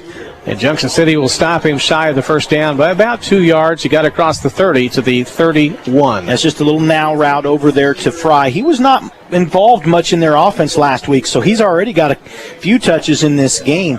But Manhattan's passing game, we'll go back to that, like I said, mostly play action. They like to hit the underneath the vertical routes. What I mean by that, they like the outs, they like the slants, they like the curls and the hitches, and they'll throw those now routes, and they'll throw a bubble too. Don't throw the ball deep very much, but that's what Manhattan does. But they're running a power spread, so they'll run an ace with a tight end, Trey, twins, and then they'll also run some spread with a wing. Like right now, they have number 44 at the right wing. 3rd down 3 coming up for the Indians. Snap. 3-step drop. They're going to dump it over the middle, right side. Pass is caught. 1st down at the 40. On the reception that time for the Manhattan Indians, Kyler Hahn. Yeah, he's another senior wide receiver. That was a very well-thrown ball. He just ran a little sit route. You start to go, you know where the 1st down is. You take off, and you just sit down either between the safeties and the linebackers or right before the linebackers, but you just find a little spot and you sit. Keenan, you could tell, was moving that way, was watching him all the way to see he was the intended receiver, and he made a really nice pass to get the 1st down. From the 39-yard line, the Indians established 1st and 10, 7:21 to go in the first half, leading Junction City 21-14. Snap, play action. They throw in the right flat to Joe Hall, but he's hit, stacked up at the 40. Still trying to maintain his balance, but they end up not getting far. We'll see where they mark. It looks like about half a yard. Well, Michael Boganowski and Keegan McConnell were both right there reading that. Keegan made the initial contact, and then also coming up to help make the tackle was Rudy Vargas. And so the Blue Jay defense read that very well. Just about a half a yard gain there on that play. The impression I've got is they're really keying on Joe Hall. They are keying on Joe Hall, and Joe Hall is a good athlete. He's their best player on both sides of the football, Dewey. All right, 2nd down 9, we'll call it, for the Manhattan Indians from their own 40-yard line. They spread 2 receivers wide, way out wide left. Snowden wants to throw, looking downfield, flushed out of the pocket, tucks and runs up the middle, and takes it to the 44. Gain of about 4. It'll be 3rd down 5. No, but that was nicely read. In fact, trailing the play right there, the nose guard, he did a really good job, Rodney Coleman. So on a play like that, he followed the end. They forced him back inside, and Rodney Coleman doing what he should do as the nose guard, trailing the play right there. He ran right back into Rodney. Rodney made a nice tackle. 3rd down 5 coming up for the Indians. A big 3rd down, I think, right here for the Junction City Blue Jays. 6.5 minutes to go in the opening half. Love to see them stop it. Hopefully they could come back and tie the football game. Joe Hall way out wide left, one in the slot. Now they put a 3rd receiver over there. Quarterback's going to run up the middle, and they stop him, and they stack him up at the Blue Jay 48. They gained about 3 of the 5 they needed. We'll see if he goes right here. They're almost to the 50. So what they did is they ran the counter tray with the quarterback. They pulled the backside guard and backside tackle, Dewey, and then from the left side of the line, and they ran what's the counter tray. Well, they'll run the running back one way, the quarterback the other, or they can run it both ways. They can run that counter tray with a running back or a quarterback. Manhattan saw Topeka High do a really nice job several years ago, for several years, against Junction City with that play. 4th and 2, the Indians come to the line of scrimmage. Keenan starts, now dropping back. Going to roll it to him. He can't get it away. Tries to kick. It's blocked. The ball's rolling free at the 48 of Manhattan. Junction City picks it up. They're coming back downfield to the 35 of the Manhattan Indians. That was a bad snap that set that whole thing up for Keenan. He dropped back to punt after coming up behind this quarterback. And Junction City's got tremendous field position. Well, and I didn't get a look, Dewey. Did you get a chance to see who blocked that? I hate it when we don't get to see, but it was picked up. Terrence Tedder, number 6, picked up the ball and was able to get about another 12 yards. Another block, he might have been able to go, but now Junction City with the short field. They can't get too excited here. They just need to calm down, let the momentum play into their favor, run their offense, and score right here. 21-14 Indians, 5:31 to go in the opening half. 1st and 10 at the Manhattan 35 for Junction City. The snap, throw well off to TJ. Slants right, goes around the end, dragged down after a 3-yard gain. He almost bobbled that ball in the backfield. I talked about how he reminds me of Mike Williams, who I had a chance to play with back in the 80s. Mike Williams, very quick, and that's TJ, very quick. But TJ, like Mike, is slippery. What I mean by that is he breaks tackles because he just keeps his little legs moving. They're strong legs, but he's just so quick. He keeps them moving. He's able to slip out of tackles. 2nd down 7 for Junction City. 3 receivers wide right. They go TJ in motion. David's going to tuck it and run up the middle. breaks one tackle, hit down hard at the 20, just inside the 28. So they gained 5. It'll be third down. That was a design counter. That was not the zone read. That was not the read option where they have the option of giving it to the running back. He just faked it to the running back and then took off right up the middle. So the Blue Jays running their own quarterback counter right there. All right, they're going in a hurry. Third down, short 3 coming up for Junction City. 3 receivers wide left on the near side. They snap to Rowell. They hand off Randall Banks going right. Hits one tackle, nice tackle, knocked down hard at the 27. He got 1, but he got slammed to the turf. Yeah, number 24 right there for Manhattan. That's Dre Delfort. He's a junior, 5'9", 150-pound defensive back. He came in and made a great tackle. Would assume the Blue Jays will probably go for it right here. This is probably a little bit out of Aiden Field's field goal range, and so probably going to see up, and they will. They're going to go for it on fourth down. All right, the Blue Jays set the offense, 4th and 2. They turn, they look over at coach, and Manhattan jumped off sides. Manhattan clenching their fists saying, oh, we didn't mean to do it, but they did. And it's 5 yards and a 1st and 10, Junction City. Manhattan's third penalty tonight for 15 yards. They're going to take the ball inside the 25 to the 23, and that's the kind of mistake Junction City made in the first quarter. Yeah, no, it is. And both teams making their mistakes tonight. And, you know, like we said, that's week 2. It is week 2. Manhattan Junction City used to playing a lot later in the season. Here we go. First down from the 23. The Blue Jays rushing TJ around the end. He can't get there. No place to go.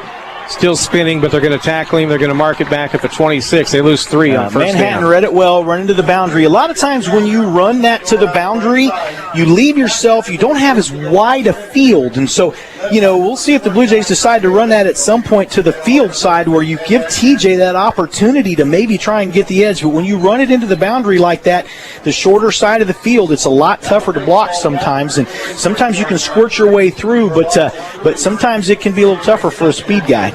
Second down, 13, short 13, I guess you want to call it that, coming up for the Blue Jays. They snap it back to David in the deep pocket, wants to pass it. He knocked the ball out of his hand. Wanted to throw. No, it was incomplete. It was knocked out. He was going forward. That's okay. But the fact is, they're not hanging on to the football. Well, it got knocked away, it looks like. No? Did somebody touch it? Dropped it. Okay. That's twice tonight. Blue Jays set up to pass and didn't have the football in a good grasp. Yeah, well, that trick play might have worked. The receiver was wide open earlier when it happened, when they were letting TJ throw the ball. But like you said, he fumbled the football. And so, but that was just a regular standard pass play. What David was doing was he looked like he was going to run. He changed his mind and stopped and decided to throw it because he saw a receiver break open. And so that can happen. And again, we have to give David Rowell, a little bit of props here because he's been very poised the last 2 weeks. But this is only his second game as a starting quarterback, and he's starting against Manhattan for the first time. Third down, 13 for the Blue Jays. That's the big stat right there. Josiah Delva comes wide left. Back to throw. David goes right, reverses direction, throws up over the middle, intercepted at the 17. Manhattan picks him off. The Blue Jays make the tackle at the 26. So Manhattan gets the interception on the run back. Colby Kleiman, a senior, 5'8", 165-pound defensive back. Penalty flag on the play after it ended. That might be... I wonder if that's going to be celebration or what they're going to call it. They look like they're going to mark it off against Manhattan. So that was very well read. He did not see Colby Kleiman right there. Let's see what the call is. Personal foul. Manhattan on Junction. 15-yard penalty on the Blue Jays. Must have been a tackle to the head is what they're saying. Their fourth penalty of the first half. Their third 15-yard penalty. But David did not see Colby Kleiman right there. Colby Kleiman, if that name sounds familiar, yes, that is Coach Kleiman of K-State's son, Colby. Nice pick. Manhattan's got the football. 2:51 to go in the first half. 21-14 in favor of Manhattan. Blue Jay heads hanging just a little bit right now. That was a disappointing series for them. Going to march this penalty off against Junction City. Walk it up the field, and they're going to put the football at the 42-yard line. Manhattan's got time to come down and put another touchdown on the board before halftime. So we'll see what Junction City can do defensively. Got to get a stop here, keep this game close going into the intermission. Here the officials whistle blow in the background. The offense is set. Keenan Shards hands off quickly to Vinny Smith, weaving through the defense across the 45 to the 48-yard line. Gain of 6. I do like the one thing about the Blue Jays, though, a lot of gang tackling. It's not just one guy making the tackle. It's several guys making the tackle, and so that's why it's kind of hard. You want to see who made the initial contact, and you also want to mention who all was in on the tackle. But when you got 3 or 4 guys in on the tackle every time, which has been happening, that means the Blue Jays are reading things well, but Manhattan getting some good blocks off the line of scrimmage, so they're able to get 3 and 4 yards each time. 2 receivers go wide left on the far side. Joe Hall is one of those. Jackson Bowles the other. They're going to shift that tight end to the left side of the line now. There's the snap. They run right. Counter on the near side. And Vinny Smith hits, stacked up, still lunging forward. Shy of the first down by less than a yard. He's at the Blue Jay 49. Did they stop him there, or did they give him a forward progress when he fell forward? He's short. Look at the official. Okay, yep. No, I do. But he fell. As he fell, he put the ball way out there. They must have said he was already down. I do want to say this. It was great to see Michael Boganowski come in there and make a big stick. The Blue Jays' initial contact, a couple of different guys holding him up, and then Michael Boganowski coming in and putting a stick on him. So we needed that. Michael Boganowski, we got to get him going on defense. 3rd down 1, quarterback sneak. You could expect it, and they got the first down, taking the ball inside the Blue Jay 47, stopping the clock with 1:32 to go in the first half. 21-14, Indians on top. You want to prevent that big score right before halftime. No, I agree, and the Blue Jay defense can tighten up right here. Manhattan has, they are waiting for that time. They are waiting up for that play action pass. I'm telling you, the Blue Jay secondary better pay attention, because they're going to try it probably on this drive. This would be a great place for them to try that play action pass. Bowles and Hall go wide left. They're going to shift. Lining up far side, Trey Holloway. There's the snap. Quarterback throws immediately, and it's knocked down. Junction City got a good defensive reaction. Keegan McConnell knocked the pass down. Nice play by Keegan McConnell right there. He is the Sam linebacker. Read that perfectly, got that paw on it, and knocked it down. They were just trying to throw a little quick out right there, and he just read it perfectly. 2nd down 10 coming up for the Indians. That stops the clock with 1:13 to go here in the first half. That's what the Blue Jays secondary, they're talking about. They're going to flip their corners. No, I think the corners are talking right now. So you saw Donquay Williams call the other corner over for the Blue Jays, Terrence Tedder. Tedder's playing corner instead of safety right now. Blue Jays going with a 3-man secondary. They're rolling up their strong safety. Timeout taken. We'll take a 30-second break and be back right after this.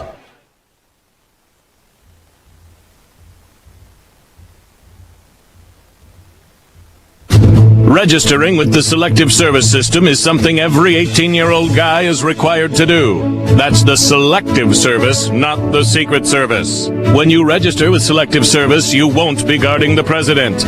Nobody's going to give you sunglasses and a black suit. You know what happens when you register with Selective Service? You'll stay eligible for college loans, jobs, and training programs. If you're a guy turning 18, go to sss.gov and register. No, karate classes are not included. Central National Bank, Valor Automotive, Homefront Real Estate Group, all sponsoring Junction City Blue Jay football here in 2021. Next Friday night will be at Seaman High School in Topeka.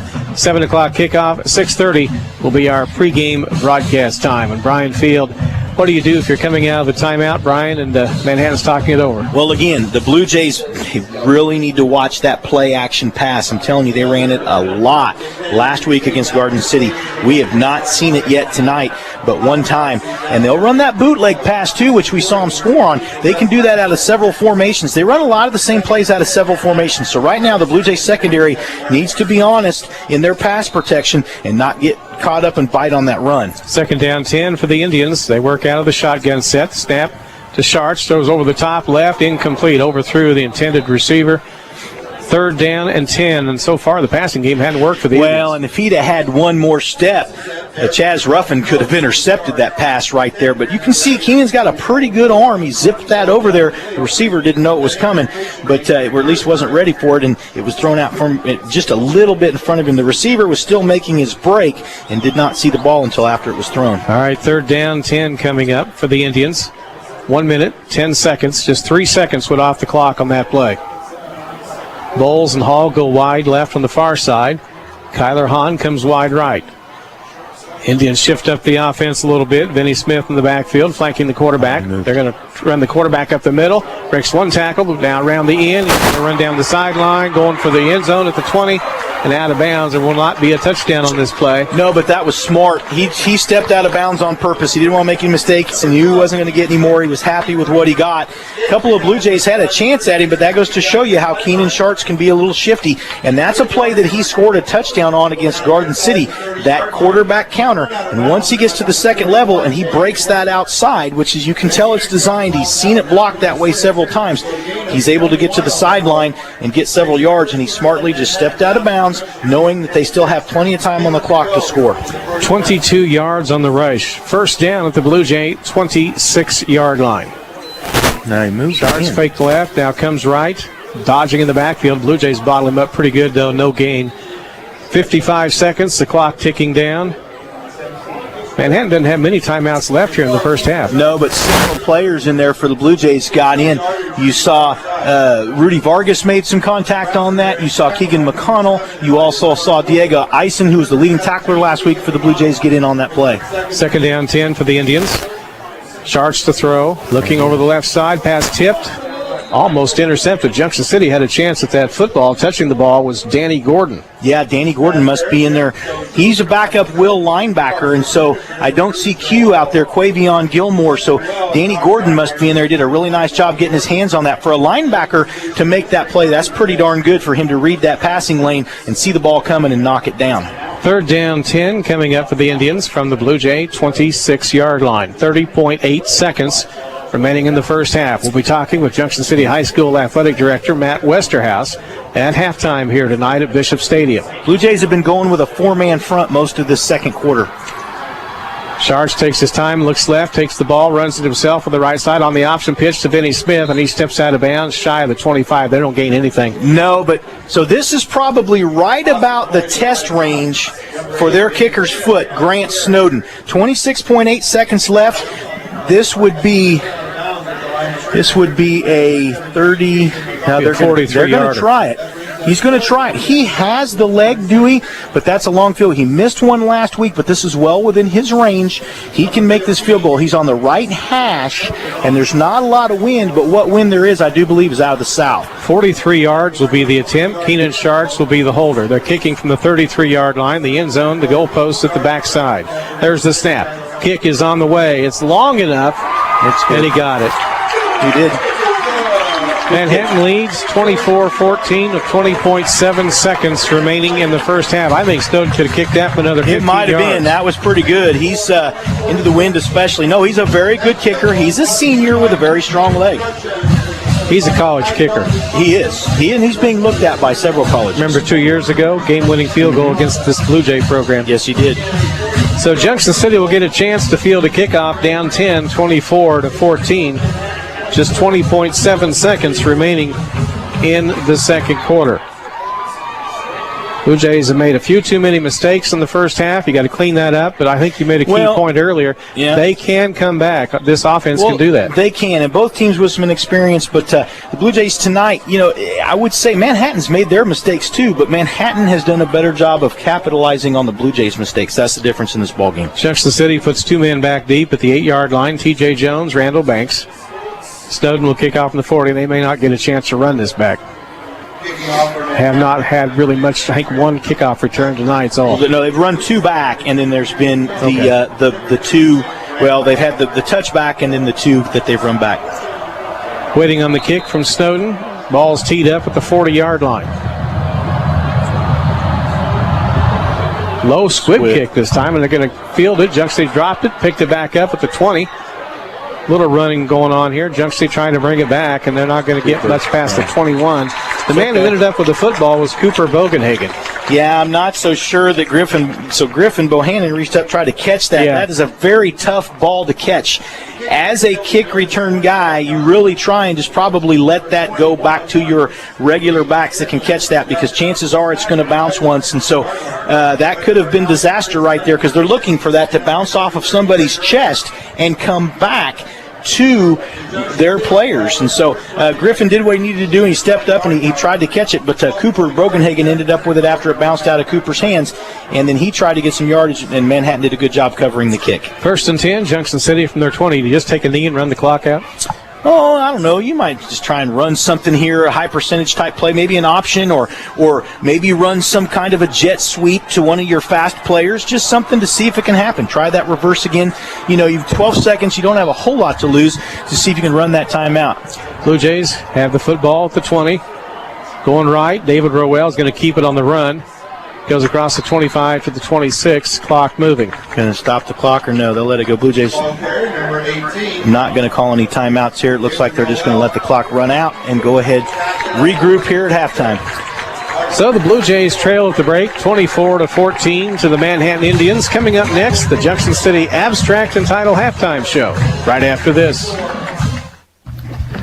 Find new roads at Jim Clark Chevrolet Cadillac. Easy to find. I-70 Junction City under that huge American flag. Hey, Willie Thornburg, lot looks a little scarce of cars and trucks out there. Well, Bob, looks can be a little deceiving. We've had a steady flow of new trucks, SUVs, and crossovers arriving constantly. The majority are just all spoken for before they ever get here. But, Bob, take a look at this. We've got a 2021 Silverado brand new double cab. Bob, this truck's got climate control, locking rear differential, trailer brake controller. It's got the 110 outlets in the bed, collision alert, emergency braking, pedestrian braking. Bob, it's a nice truck. It's only $41,155. And Bob, if you want to reserve your truck, if you want to take advantage of year-end tax savings, if you want to know what we've got coming in so that you can take advantage of this, come see us under that huge American flag. Jim Clark Chevrolet Cadillac, I-70 Junction City. And welcome back to Bishop Stadium. The Junction City Blue Jays trail the Manhattan Indians 24-14. Brian, your first half reflections. Well, like we talked about, it's just going to be the team that either makes the less mistakes or the team that capitalizes on the other team's mistakes the most. Both teams have made mistakes, but Manhattan's been in a better position to capitalize on those mistakes. Blue Jays trying to run a trick play down inside their 20. The thing about that is that the receiver was wide open, so if TJ could have been able to get the ball off, chances are that was going to be a touchdown, but it was a bit of a gamble. TJ went to try and throw it, and he fumbled the football. Also, the Blue Jays another time allowed a kick return to get pretty deep down into their own territory, and so the Blue Jay defense has had their challenge of short field the whole ball game pretty much. So Manhattan definitely winning the game of field position and probably doing a good job of managing the clock by controlling the football. They want their offense on the field and their defense not on the field very much. I wish we had a time of possession because I'd say it's fairly close, but Manhattan's probably winning the time of possession. But right now, the biggest thing is Manhattan's been able to do a better job of capitalizing on the Blue Jay mistakes. Manhattan has made some mistakes, but they've done a better job of capitalizing on the Blue Jays mistakes. Manhattan 24, Junction City 14 at halftime. We'll take a break on the Junction City Abstract and Title Halftime Show. Then we'll have Jackson Snyder talking with Junction City High School Athletic Director Matt Westerhouse right after this. If you're in need of a high-quality, like-new car, there's only one place in town to go. Rex's Auto Sales has you covered. Their sales team is focused on helping you find the right vehicle for you and not just padding their sales totals. They'll even show you a free car history report to make sure you know every detail about your new ride. Give them a call at 785-238-4613 or stop by their lot at 16th and Washington today. Find your next ride at Rex's Auto Sales. The Baskin-Robbins flavor of the month for September is Inside Out Apple Pie. Like the pie, but better. Swirled apple and vanilla flavored ice creams with hearty chunks of apple and pie crust. It's sweetened with cinnamon brown sugar. It's a scrumptious ice cream. Other flavors returning are quarterback crunch and German chocolate cake. Cakes for take-home are available in our dessert case daily. Find the one that fits your needs or pre-order with the 48-hour notice. Baskin-Robbins even has pre-packed quarts to take home. Available in 12 flavors. It's Baskin-Robbins, 1012 West 6th Street, Junction City. Homefront Real Estate Group is your local real estate expert. Our partners have over 60 years of experience combined to ensure a fresh perspective on the ever-changing market, and we are here to serve this amazing community. Whether you catch us at a Blue Jay game or the grocery store, don't hesitate to talk business because we love what we do. Stop by our office at 720 South Caroline Avenue in Junction City or give us a call at 785-223-6030. Homefront Real Estate. We have the key to unlock your happy.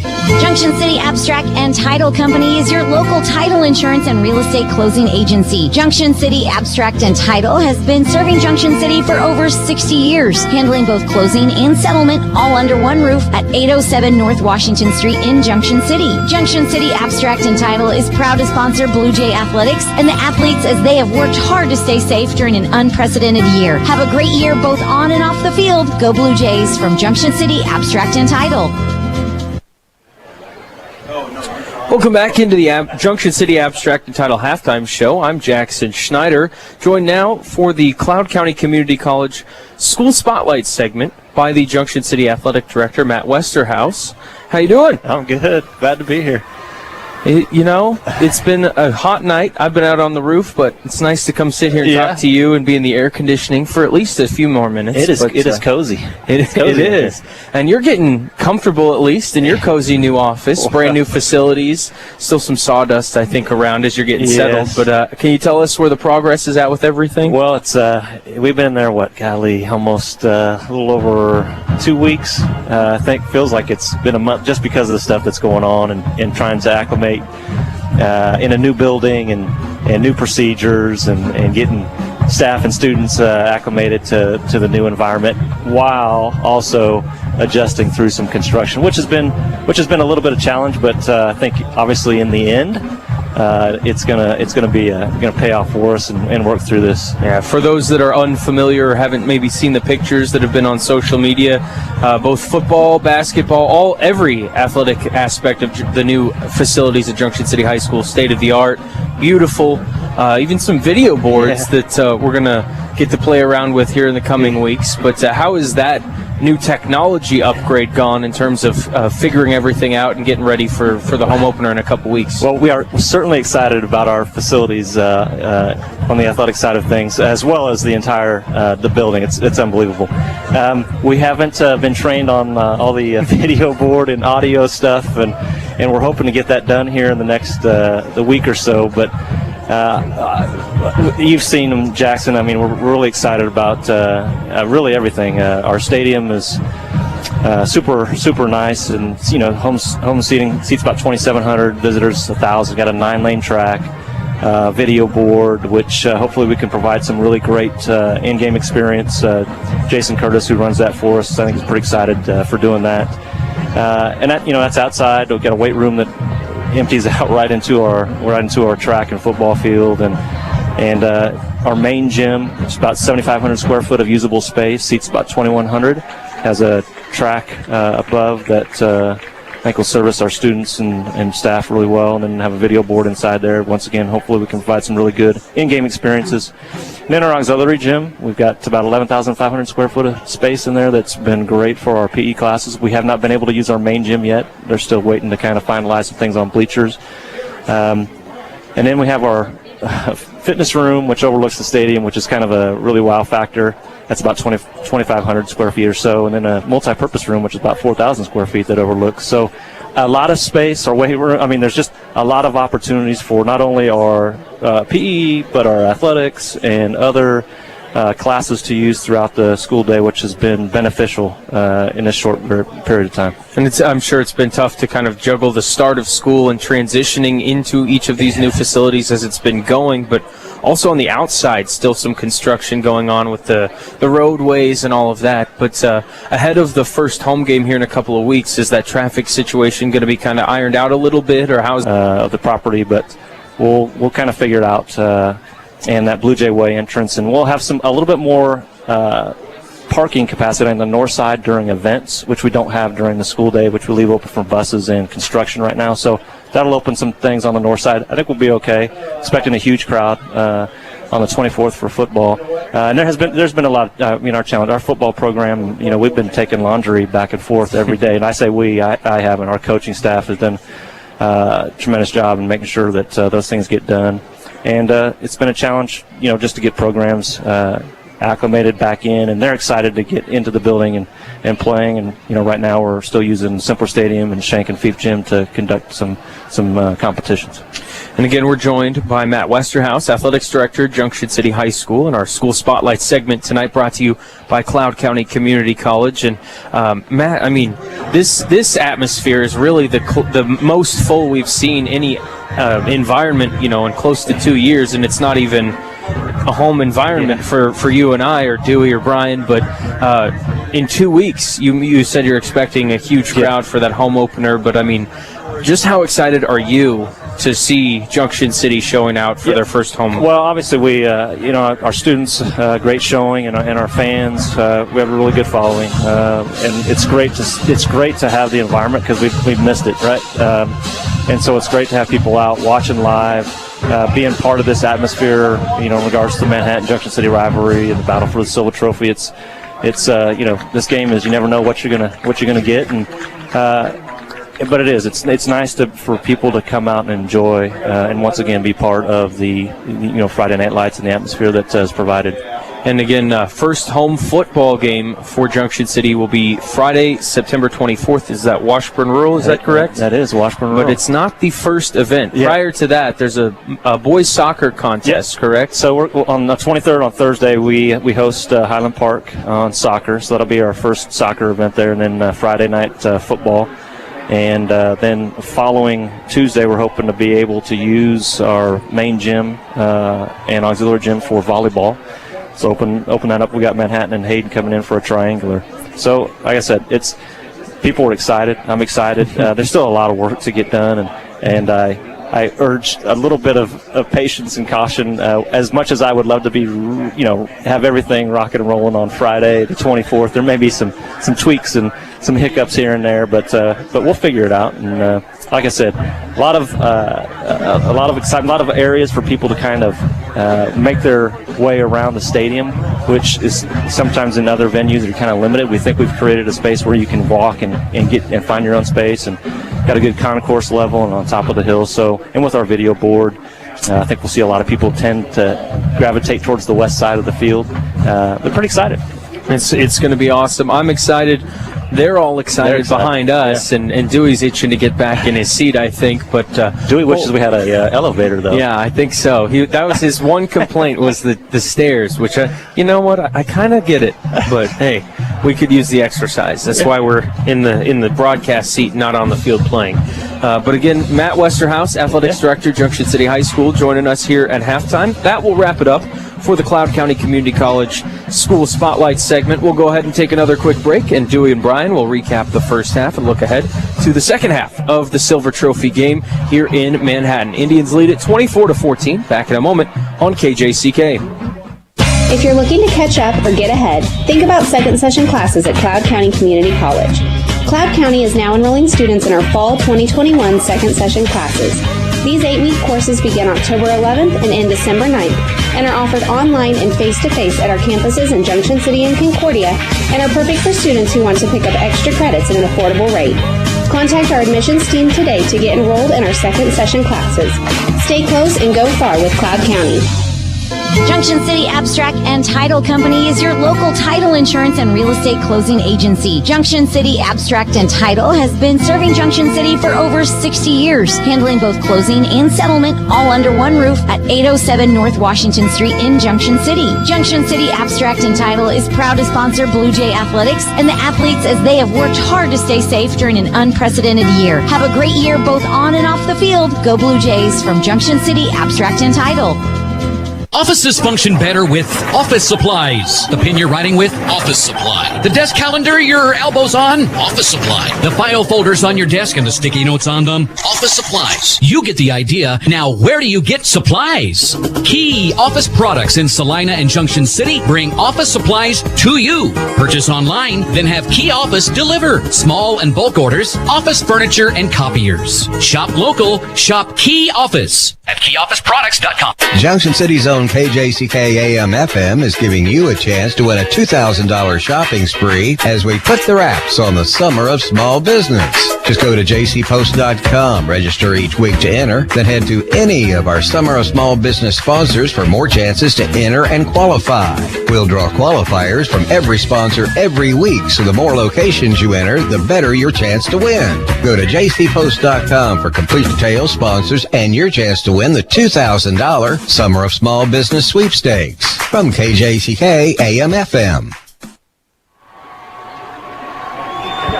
And welcome back to Bishop Stadium. We're at halftime tonight where the Manhattan Indians lead the Junction City Blue Jays 24-14. And thank you, Jackson Snyder, Matt Westerhouse, for stopping by at halftime tonight. The Blue Jays just now making their way onto the field. Manhattan has been out warming up for a couple of moments. And Brian, we make this point a lot, but the first 5 minutes of this third quarter may dictate how this game goes.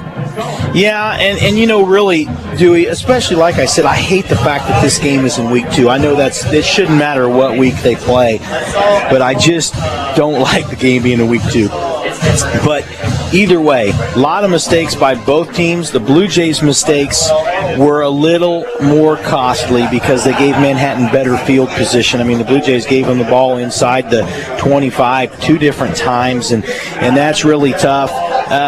But, again, Manhattan has made their mistakes, too, and the Blue Jays capitalized down here on an interception that could have occurred, went through the hands of the secondary player. T.J. Jones got it and was able to get the ball inside the 5-yard line. The Blue Jays were able to get some points there. But either way, the big thing in this game, and you just mentioned it, the first 5 minutes, this second half is going to be about the team that controls the mistakes the most. Who has the least amount of penalties, who has the least amount of fumbles, who has the least amount of low snaps, because we've seen both teams. It's interesting. A lot of the same things by both teams. Fumbles, low snaps, penalties. And that's what's been the thing. And that's very uncharacteristic of a Manhattan team to make penalties, very uncharacteristic of a Manhattan team to turn the ball over.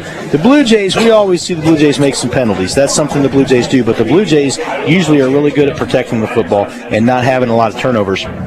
And so, you know, we'll just have to see how it turns out. But like you said, it's really the team that's going to make the least mistakes that's going to win this ballgame. And right now, the Blue Jays down by 10, they're going to have to get some points, and they're going to have to capitalize on a turnover, see if they can create a turnover for Manhattan. They're going to have to pick up a deficit somewhere. They're either going to have to get a couple of good holds by their defense or get a couple of turnovers and see if they can turn this thing around, because right now they're down by 2 scores. Well, the Manhattan Indians have completed their warm-ups. They're back over on their sideline. The Blue Jays still have a couple of minutes to go out there. They came out a little bit later than Manhattan, so a lot of talking in the locker room.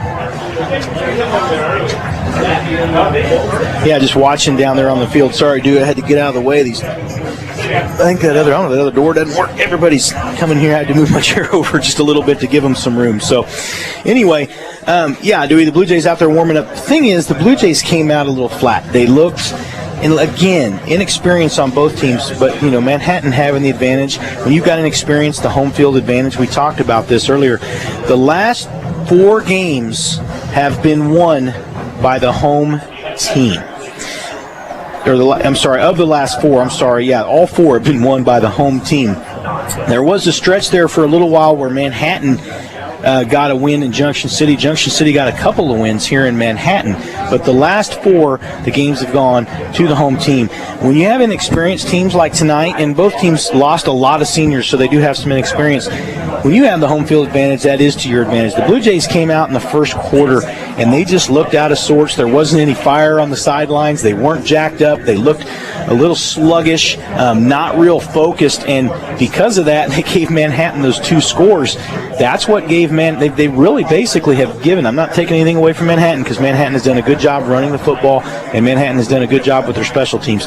But the Blue Jays gave them the short field 3 different times, and those are the 3 Manhattan touchdowns. And then you've got the field goal where Manhattan had the nice drive to get down there late. They had the big play by Sharts running the football down the sideline to get within field goal range. And so, and Grant Snowden's field goal range again is beyond 40 yards. And that last one he made could have been good out to 50, but he's got a big leg. But really, the Blue Jays, their mistakes in that first quarter are what are costing them this ball game right now. They're going to have to come out in the second half and be more fired up, more pumped up, and they have to use their speed. And a lot of times with Manhattan, They play that methodical style football, really good defense. They want to control the clock by having the football, keeping their defense off the field. Junction City, on the other hand, needs to get the big plays, use their speed, use their athleticism, and go after it. I'd really like to see a little bit more fire in their belly and see a little more excitement and, right now, a sense of urgency from this football team in the second half. Junction City will be kicking off to start the second half, going north to south, left to right. The thing I'm going to ask right here, do the Blue Jays believe they can come back and win? That's what we're going to find out. Well, and Coach Zimmerman is very, very good at making halftime adjustments. The Blue Jays have been down at halftime in both of their last 2 wins, if I'm not mistaken, and have come back and won. And usually last year, but the last 2 times they won, I believe, I think they were down at halftime and came back. And so, again, Coach Z, great at making halftime adjustments. Now we get set for the kickoff from Maiden Field from the Blue Jay 40. End over end. The kick angles to the far side and will probably bounce out of bounds. Nope. At about. Oh, did they get it? The penalty flag is down. I think it was out of bounds. Official threw the flag at the 17-yard line of Manhattan. I think they're going to say the kick went out of bounds. Wow, it looked like it bounced back this way, and the Blue Jays had a chance to jump on it. So I'm looking at the far side now. Coach is coming out to talk to the officials. I agree. I don't think it did. He's pointing to the side. Randall's not happy. They're not. I think the officials might have taken it for granted the ball was going out of bounds. I'll tell you what. They're going to mark off the 5 yards, but they're conferring. I'll tell you, there should have been somebody on that sideline, and there was, but they're going to call a 5-yard penalty on Junction City. Well, that's because it went out of bounds. But if it didn't, and it looked like it bounced back this way, and it could have bounced. I think Coach is arguing it bounced back, but the officials were down there, too. They could see. They were, but so are the coaches. They're right on that line. I guarantee you they can see it, too, but the coaches are always going to see it one way and the officials the other. But either way, that was a live ball. If it had kept going, the Blue Jays could have picked it up and scored. Yeah, easy. Keenan Sharps will bring his offense out. 2 receivers, twins left on the near side. Bowles goes in motion right. They run Vinny Smith up the middle. And he hit the gap hard and gained about 5 to the 40-yard line. Second down 5 coming up. Yeah, Diego Eisen in there, Quavion Gilmore in there on the tackle, Michael Boganowski. So linebackers in there making good tackle for the Blue Jays. But they get 5 yards, and the Blue Jay defense needs to keep them from getting those 5 yards each play. Keep them at 2 or 3 yards. The Blue Jays have had some good defensive stance. They have forced Manhattan to punt tonight and actually blocked one of those punts. And so, but the Blue Jay defense needs to stand tall right here because they really cannot afford to give Manhattan a touchdown here. Second down 5 for the Indians from their 40-yard line. There's a snap back to the quarterback, trying to roll it up the middle. He's broken into the secondary, got a first down across midfield, just barely across the 50, but a 10-yard gain on the rush. Keenan Sharps. Yeah, no, he does a nice job. What that is that cornerback counter. He runs it well. They read it, and they block it very, very well. They like to pull that left guard. We talked about him before the game. He's very, very good. Talik Holloway, he's their left guard. They pull him a lot, and they also, a lot of times, will move that wing back into motion, and a lot of times they'll go with the motion and double lead with him and the guard, and right there they just ran that counter, and the offensive line and that wing back did a nice job opening up a hole for Keenan Sharps. First and 10, Manhattan right at midfield, 50-yard line, leading the Blue Jays 24-14 early third quarter. Snap back to the quarterback, running off left tackle, surging the file forward, gets forward to the 46. And Manhattan's just going to power right at the Blue Jays. That's what they're doing right now. They have put number 50, who's been playing their left guard. He is now lined up, or at least he did on the last couple of plays, at wing back. They're lining him up at a wing back with a tight end, behind the tight end or a tight end on the other side. They're lining him up both ways, but Manhattan has made the decision, it looks like, to just run some power football at the Blue Jays right here. The Blue Jay defensive front needs to get low. The lowest man's going to win on that offensive front, see if they can get some penetration and stop some of these plays. This is very typical Manhattan offense. They'll just run and run and run right at you until you stop them. One receiver, Kyler Hahn, comes wide left on the near side. Bowles in the slot left. Snap it back to the quarterback, dumps the pass out to Joe Hall left side. He drops the ball as he was headed upfield. Their ball bounced out of bounds. They get it to the 45 of Junction City, a gain of 1. They're going to say he caught it and then dropped the ball out of bounds as he was trying to make the move, trying to shift the ball to his other hand to make the move, but nice defensive play right there by the Blue Jays, and that was Terrence Tedder on the coverage. 3rd down 5 coming up for the Indians. Play comes on from the sideline from head coach Joe Schartz. 9:54 to go, 3rd quarter. Well, and they want to eat clock here. They don't want to give the Blue Jays any time. First down inside the 40 to the 30. The ball came out. Ball is out. There's this pile up at the 37 of Junction City. I think the Blue Jays are jumping up and down.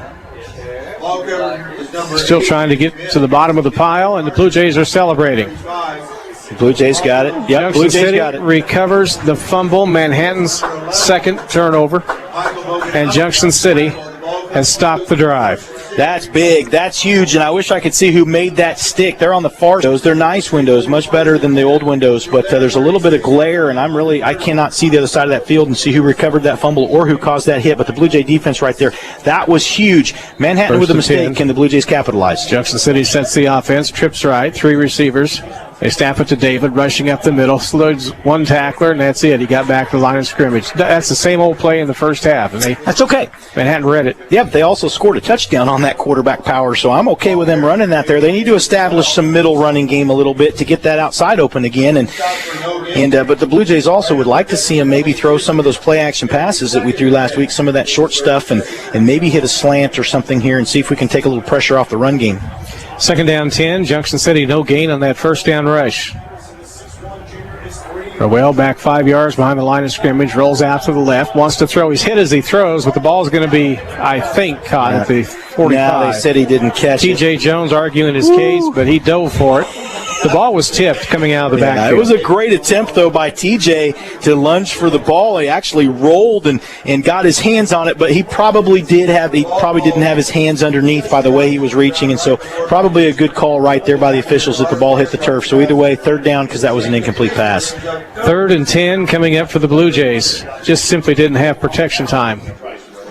David looks over at the sidelines. The Blue Jays need something to work on offense. David's going to come out. They're going to run they're going to let Xavion be the quarterback here, and they're going to bring in Randall Banks. Okay. They better hurry up, call a play. Now they're going to have to call a timeout. That's not what they wanted. Coach is not a bit happy. Well, you're switching quarterbacks in the middle of a drive right there, though. Fact is, you may need that timeout in the 4th quarter. He's yelling at the officials again. Well, that's okay. Well, no, I mean, he's got a question about something, and he's asking him, but he's also getting on his team, too. But I think he's asking the officials. He was asking the official a question, but so they reset the play if there's a timeout. They're now coming over to talk to Coach, telling him to get back to the sideline. Well, there's been a lot of confusion. I don't want to question officials, but there's been some confusion on several things tonight. And he had to have taken it. Yeah, he took a timeout because there's only showing 2 left. So I don't think the question is whether the timeout. I think Coach Zimmerman was asking a question about a previous play or a spot, maybe. I don't know. Well, Junction City loses a valuable timeout. That's the end result. They needed that to be saved for the 4th quarter. Junction City will have 3rd and 10 as we come back. Xavion Felton is in at quarterback. Randall Banks at running back. T.J. Jones in the slot right. David Rowell went to the sideline. So we're trying to figure out what they're going to do here. Ryan, what's your thoughts? Well, I'm still trying to figure out what's going on.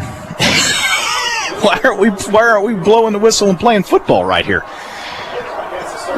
There we go. I think the officials were a little confused too. I don't know. And that's okay. You got to get it right, and they're doing that. Here we go. Xavion gives the count to the lineman. We're set to go on 3rd down. Felton takes the snap, rolls right, looking to throw, dumps it in the right flat, and underthrew the pass to TJ. That would have been a 1st down, too. It's not his forte. Xavion of the 2, he can throw the ball maybe a little stronger. than David. He's got a little more zip behind his ball. But either way, now they're going to punt. Blue Jays are going to have to punt right here. And hopefully they can get off a pretty good punt because they're punting from their 36-yard line. Kick's going to go from the 22. TJ is back deep to receive. Snapping from the 36. Randall's trying to get his team lined up right. They're not. Now they're in set formation where they want to be. And I think they'll get another penalty on Junction City. It's their second delay of game tonight. That'll move it back 5. Not that crucial on this punt. No, but it is if you only punt the ball 30 yards. We'll just have to see. If you can punt the ball 60 yards maybe, but most high school punters only kick the ball between 30 and 50 yards. Deep man for Manhattan back at their 35. The kick's away. Pretty good high kick. It's going to bounce. The wrong way. The Blue Jays are going to try and down it, and they do at the Manhattan 47. Still really good field position. We'll break here for 30 seconds. We'll be back right after this. For more than 40 years, Dell Motors has been your hometown dealer in Junction City. Right on the presidential corner of Grant and Washington, you'll find a staff of Junction City locals who want to make your buying experience as easy as possible. Whether it's helping you find a car that's more affordable or one with more size, or even if you just need more information to see if buying is right for you, Dell Motors is here. Dell Motors, Grant and Washington in Junction City, and always on at dellmotors.com. First down rush, counter off the right side. Bowles carrying the football from Manhattan down to the Blue Jay 47. A gain of 6 on the rush that time. Jackson Bowles, he's a 6'3", 210-pound junior, big guy. Second down 4 coming up for the Indians. 24-14, Manhattan leads Junction City. Third quarter, 8:32 to go in the period. Junction City with 4 down linemen waiting. The Indians huddled up around Keenan Schartz.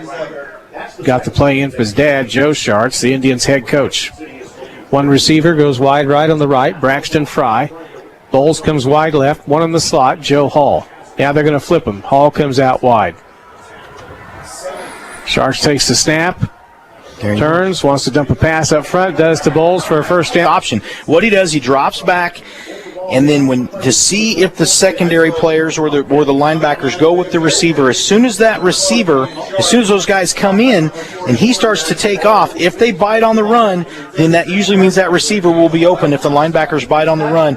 But if they don't, a lot of times then the quarterback can run. So it's just a run-pass option right there, and it was run very well. Kyler Hahn goes wide right. Joe Hall comes wide left.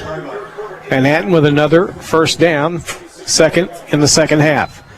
Rushing play, Vinny Smith right up the gut. Blue Jays grab him up around the shoulder pads and wrestle him down at about the 34. Gain of 2 on first down. Pretty well defended right there. Blue Jays read that well. They were able to get in there. Their linebackers both crashing. Their inside linebackers, the Will linebacker and the Mike linebacker for the Blue Jays, Diego Eisen and Quavion Gilmore. Second down coming up for the Indians. And you're right, Brian. They just want to run that clock down. Oh, yeah, that's their goal here, and they're doing a good job of it. If you can score on the way, that's great. Vinny Smith in the backfield next to Keenan Schartz. The snap to Schartz. Angles left, tried to turn it upfield. Gets past the 30. Down at the 29. He's still about 3 yards shy of the first down. Oh, nice job again by the Blue Jay defense. He did get a couple of yards there, and so it's going to be third and about 3.5 yards for Manhattan. So the Indians will huddle up. If the Blue Jays can hold, we're probably in their Grant Snowden field goal kicker's range.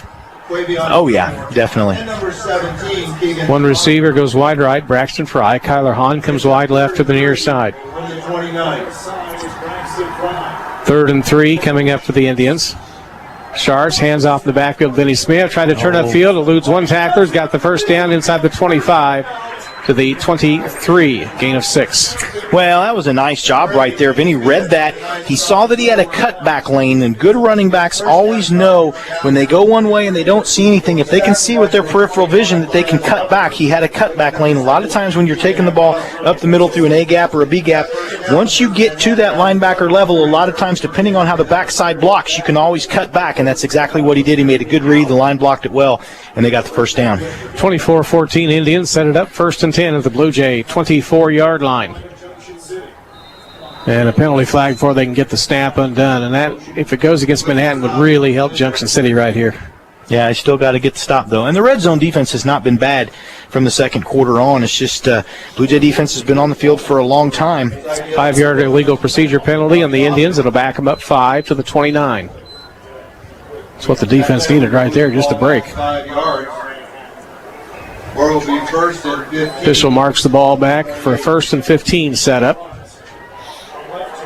Next Friday night, we go to Seaman High School in Topeka. 6:30 is our broadcast time.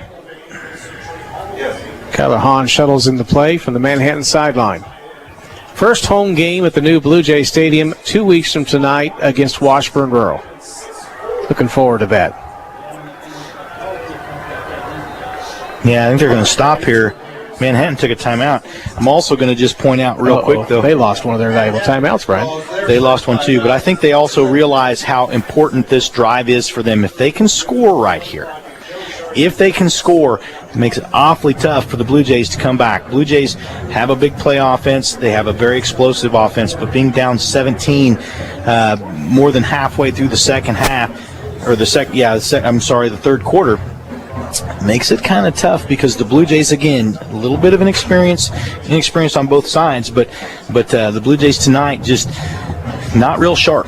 They're not real sharp on offense. Defense hasn't been bad. Defense has been put in some bad situations because they've had the short field and they've been on the field for an awful long time. The Blue Jays not getting any long sustained drives. The Blue Jays were getting some big plays in the first half. Here in the second half, the Blue Jays have just not been able to move the football. Looks to me like talent-wise, we'd actually match up pretty well. Actually, if it wasn't for that first couple of mistakes by the Blue Jays in that first quarter, this game would be a lot different. And I think that really kind of set the tone. And so that can happen. And you know, you're on the road and it can make it a little tough. But this is, if the Blue Jays can get the stop right here, this game is not out of reach. And the Blue Jays, like I said, the last 2 times that they've won, they were down in the ball game and came back and won. 1st and 15 for the Manhattan Indians. Long time out there. Now we're ready to go. Sharp sets the offense, puts a pair of receivers left. Play action fake. They're going to throw over the top. Catch at the 10, down to the 7.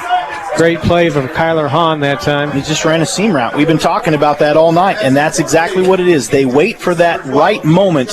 And you kind of suspected when they called the timeout, they might have had something like that called, but that was the perfect opportunity to run that play action pass. Manhattan does it well. When you only throw the ball 25% of the time, but you run successfully, and all of a sudden you sneak that play action pass in there. That's what happens. And Manhattan only throws the ball about 20-25% of the time. 1st and goal from the Blue Jays 7-yard line. Left hash on the near side. Sharks under center. Full house backfield. They run off left tackle and down to about the 1-yard line.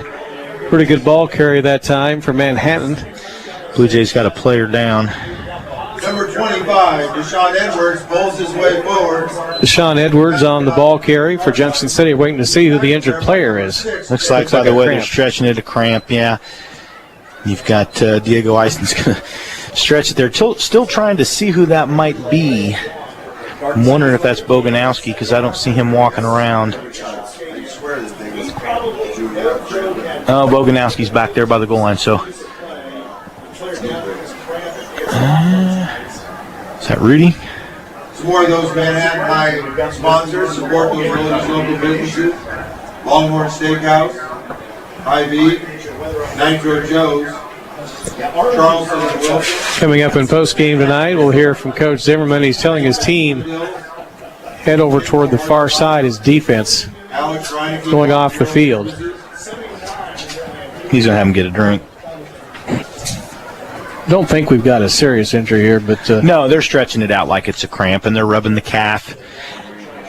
They've got it stretched up high. The player would dispute that right now. Oh, no. Cramps are never any fun, and they hurt.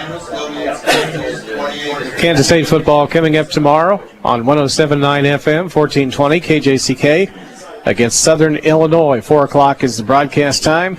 6 o'clock is kickoff. Cardinal Insurance, that's Brian. Jim Clark Chevrolet Cadillac, they all support Junction City Blue Jay football. We appreciate your backing. Thank you, Brian. Shakes his head, yes. Good radio conversation. All right, the injured player is Vargas.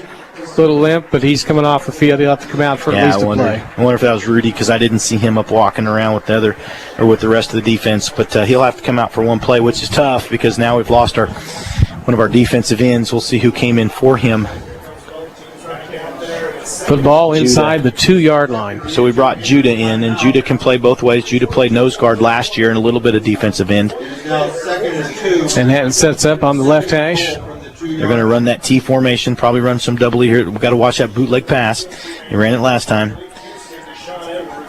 I think they're going to power straight ahead. Full house backfield. T formation. Sharts up under center. Turns. They give to Vinny Smith. Touchdown. Up the gut. Manhattan leads 30-14. They'll try the extra point. 2 yards out. Right there, I felt like they controlled the line of scrimmage. Well, there's a couple of they did, and they've done a nice job. Their offensive line is always good. They're always very sound. They pull. They're tactical in the way that they block. Their schemes aren't complicated. They're fairly simple, and they're not always the straight zone type schemes, but usually they block very, very well, and tonight they have. 5:17 to go in the third quarter. Grant Snowden comes on to kick the point after. There's the snap. The kick is on the way. No good. And they missed one. That's very unusual for him. I'm not so sure that a Blue Jay maybe didn't get a mid on that. No, there's a flag down. They're going to give him another shot at this now? There's a flag down. We have to wait and see what they're doing. The Blue Jays are headed off the field. Let's see what that call is. Looks like Manhattan's going to try it again. Well, they're going to go for two. No, they will. If they get close, that's what you should do here in this situation. But what's the call? They're still standing there talking about it. Here it is. Waving it off. So it's no good. Okay. Kick is no good. It stays 30-14. We'll break here for 30 seconds and be back to Manhattan right after this. Offices function better with office supplies. The pen you're writing with? Office Supply. The desk calendar your elbows on? Office Supply. The file folders on your desk and the sticky notes on them? Office Supplies. You get the idea. Now, where do you get supplies? Key Office products in Salina and Junction City bring office supplies to you. Purchase online, then have Key Office deliver. Small and bulk orders, office furniture, and copiers. Shop local. Shop Key Office at keyofficeproducts.com. We come back, 5:17 to go in the third quarter. Manhattan has expanded their lead over Junction City, 30-14. The Blue Jays in this half so far have run 3 plays and a punt. So Junction City needs some big play if they've got it right here. Manhattan beginning to pull away. Winner gets the sportsmanship trophy, the silver football for the next year, and it's possible these teams could play again in postseason playoff action, but that sportsmanship trophy goes to the winner of tonight's ball game, and they keep it for 1 year. Yeah, tonight's the one that really, the Blue Jays, when they won it last year, if they would have had an opportunity to play them again in the playoffs, you would love to have that opportunity to beat them in the playoffs, but I guarantee you that silver trophy is what means the most. And the Blue Jays still have plenty of time, though. If they could just get a couple of big plays here, they'll be okay. All right, here comes the kickoff from Grant Snowden. The Blue Jays put Randall Banks, T.J. Jones back deep to receive. Kick goes over the head of Randall into the end zone, and Junction City again will start 1st and 10 at their 20-yard line. The offense got to do something. Got to get something going. Well, and they still can. Let's just see what happens. They decided to go with Xavion Felton on third and what was it, 7 or 8 last time. Let's see who comes out to play quarterback. I would imagine be Roel. Roel's run the ball very, very well tonight in the first half. The line did a good job blocking. Looking to make sure that we have all of our starters out there. It looks like Logan Lindsley is now playing center. So don't know what maybe happened with Logan Nabis, but Logan Lindsley is in the center now. Come wide right. It's Xavion Felton, the quarterback. I believe. Hopefully it is. Hopefully Roel's okay. Yeah. In motion, one receiver. They're going to rush it left around the end.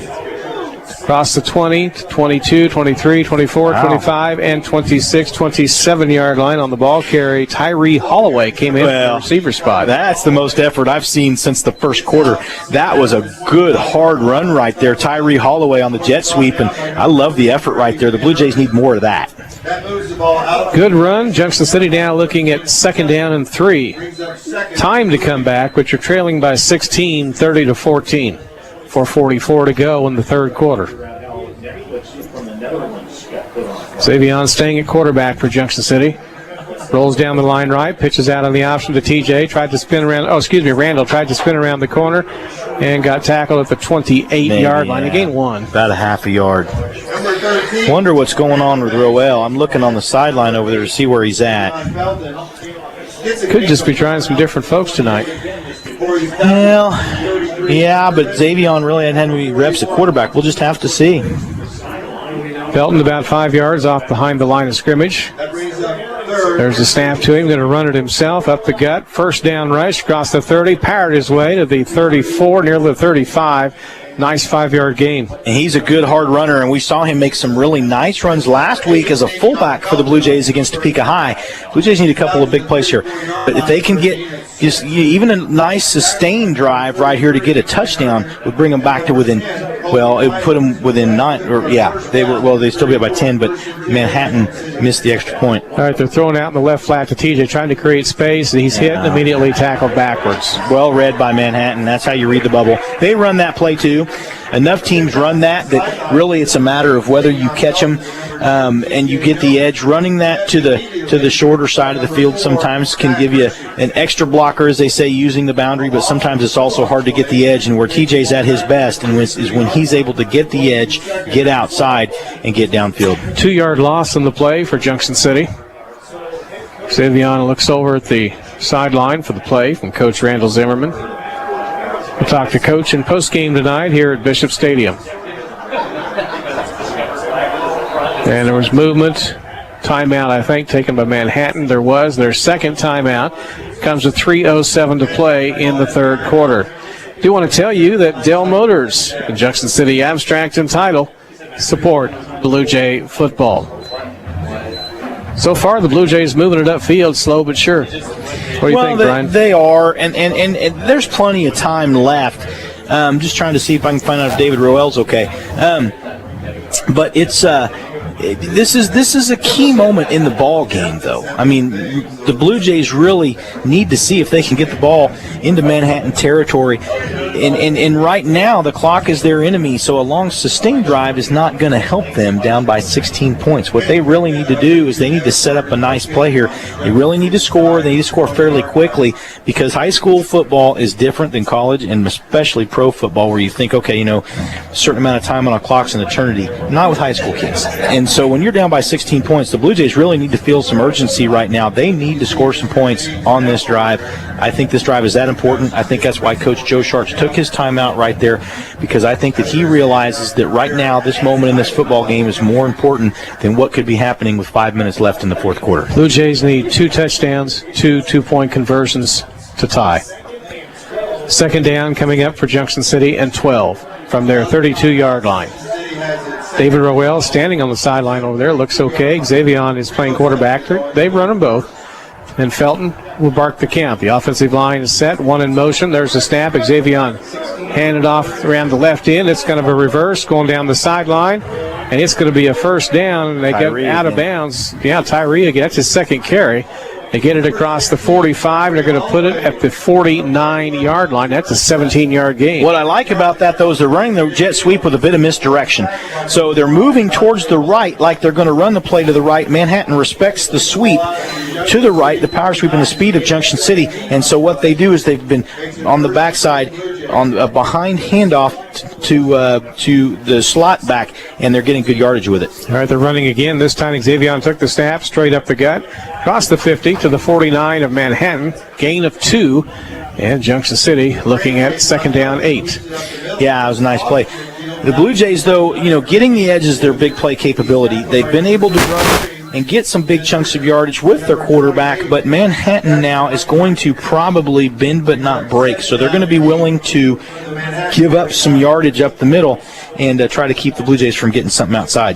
T.J. Jones in motion. They take the snap to Xavion, pitching on the option, back behind him. Randall Banks spins out of one tackle and got smacked down. We get a penalty flag.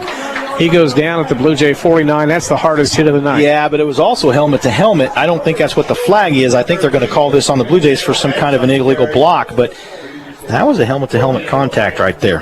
Number 28. And they'll pop right up, and they get a holding on Junction City. Of course. Flag on the play. Looks like holding. Blue Jays with their 6th penalty in tonight's ball game. Tackle was for a 2-yard loss there. Manhattan players urging the fans, stand up, cheer. Manhattan will accept the They're going to march this penalty off against Junction City. territory. Going to take it back behind the 40 to the 39 of the Blue Jays. To get a first down, they must go to the Manhattan 41-yard line. 30-14, Manhattan leads. And this kid for Manhattan, we haven't talked about him yet tonight, but number 99, Keelani Patterson, 6'1", 300 pounds. And here they go. Blue Jays roll it left. Xavier looking downfield to throw. Got it. T.J. Jones at the 45. He's got the first down inside the 40 to the 38, and Junction City picks up a huge first down. Still on his feet, breaks out of the pack. He's running down the sideline, folks. The Blue Jays think he's free, but the official says no. What? No, the official back at the 38 is pointing down. Did he ever hit the ground? Hard to say. Yeah, hard to say from up here. The official was right there. We have an injured player down on the field also. TJ kept on going. He didn't think he was down. He went down the sideline. That's a nice play, though, and a nice pass by Xavier to hit him out in the flat right there. But that's what you're trying to do. Get your athletes the ball in space. It's obvious. Manhattan, very strong. Their kids are always strong. They work hard in the weight room. Junction City, though, they have the advantage when it comes to the speed and the quickness. And so that's what they're trying to do and get the big play right there. Manhattan has a player down, it looks like, with a cramp, too. They were stretching him, and it looks like he's gotten up and come back over to the side. Oh, no, he's still down over there at about the 40-yard line. Yeah, there's an injured player that they're treating. It is a first down for Junction City. They'll put the ball at the Manhattan 38. Back to what I was saying about Keelani Patterson. 6'1", 300 pounds. They've got one other kid who's a junior who's 6'2", 315, but Keelani Patterson's been in there at nose guard the whole game, and so we noticed those centers doing a pretty good job of keeping those kids out. Logan was in there. Logan Nabus was in there before. Now Logan Lindsley's in there, and they've got their hands full with a 300-pounder in front of them. And the Blue Jays, of course, had a 370-pounder in front of them last week. Injured player is Colby Kleiman, limping, favoring his left leg. He's coming to the sideline under his own power, though. He's okay. Yeah, they were stretching it like it was another cramp. And it was warm today. 1st and 10, Blue Jays at the Manhattan 38. That gives you a little sense of encouragement, perhaps. It was a nice big play for Junction City.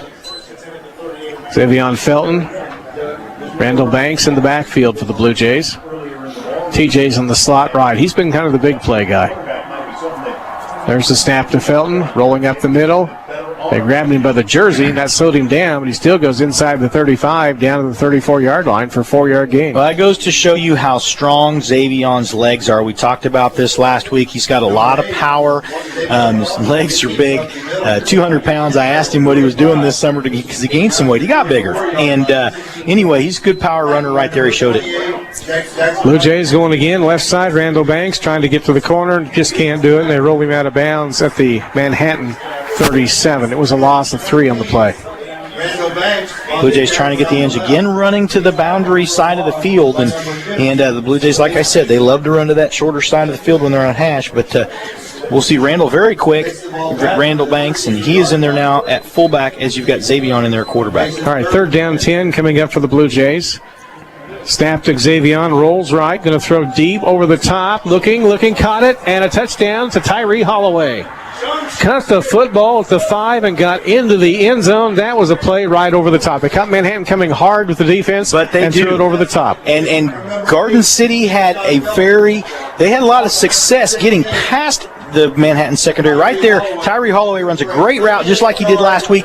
He runs more of a kind of a little out and then went down the sideline, and a great play, great pass by Xavier for the touchdown. They'll kick the extra point. Aiden Field is on. Tamarian Sellers will hold. Waiting on the snap, kick from the 10-yard line. The PAT try is on the way. Officials say it is good. We got the score with 44.7 seconds left in the 3rd quarter. 30-21, still a two-score ball game. I'm a little surprised they kicked right there. Well, I think what they're trying to do, because they want the sure points, and you want to try and get the points. You want to get close. You can make your decision later as to what you might end up doing. But when you look at a lot of these coaches have little cards that tell them what they need. So right now they're within, what is that? They're down by 9, yeah. So you could inevitably right there put yourself in a situation where if you go for 2 later, you're going to have to get that other point. You're right, but you can get 6, miss 1, kick field goal, however you want to do it. But I think that Coach Zimmerman is planning on the fact that they're just going to score some more points. Time is short. I'd have gone for 2. Junction City will kick off from the 40-yard line, down 21, a 9-point deficit. We're late third quarter. Is it 44.7 seconds? Is that what that is? Your bifocals are messing with you, Brian. No, the old day, well, there's a glare on the window, but the old days, that was 4 minutes and 47 seconds because we didn't have the tenths of seconds on there. So yeah. I don't see the little dot there on the bottom. So Brian, you're dating yourself now. Yeah, I am. I'm getting old, man. I am. I turned 51 here in less than 2 months. It's okay. I already got old. You'll be all right. So Junction City will kick off with Aiden. He's done a good job tonight. Turned into a pretty good kicker. That comes from hard work because he hadn't kicked really hardly at all as far as football was concerned before last year. Yeah, no, just his second season. And he was a soccer guy. Yep. Soccer and baseball. And now he's football and baseball. He really likes baseball, and he's really enjoying football this season, too. All right, Aiden Field getting set to kick off from the 40-yard line. Angles the kick, angles toward the left, and it's out of bounds at the 24-yard line of Manhattan, so there'd be a penalty flag on the play. I think part of the goal is not to have him return it, though, because Coach Zimmerman had him working on that the other night. I think the goal is to have him land it between the numbers and the sideline, because that's usually what he does. But I think they're okay kicking it deep, giving him the 5 yards, and not having him have an opportunity to return it, because Manhattan has had 2 really good returns tonight when they have had the opportunity to return it. And the Blue Jays one time they were able to get the good stop, but I think this is part of their way of keeping them from having an opportunity to return it. Well, the defense needs to make a stop, and they need to get another big one and get the ball back. You can score quick with this offense, but you got to get Manhattan stopped first because they're going to run that clock. Indians break the huddle and come to the line of scrimmage. They put the ball just shy of the Indians' 35-yard line. Quarterback Sharts up behind center. Tight formation. Going to run the ball. The Bulls going around the right end. Blue Jays meeting in the backfield, snacking back at the 31.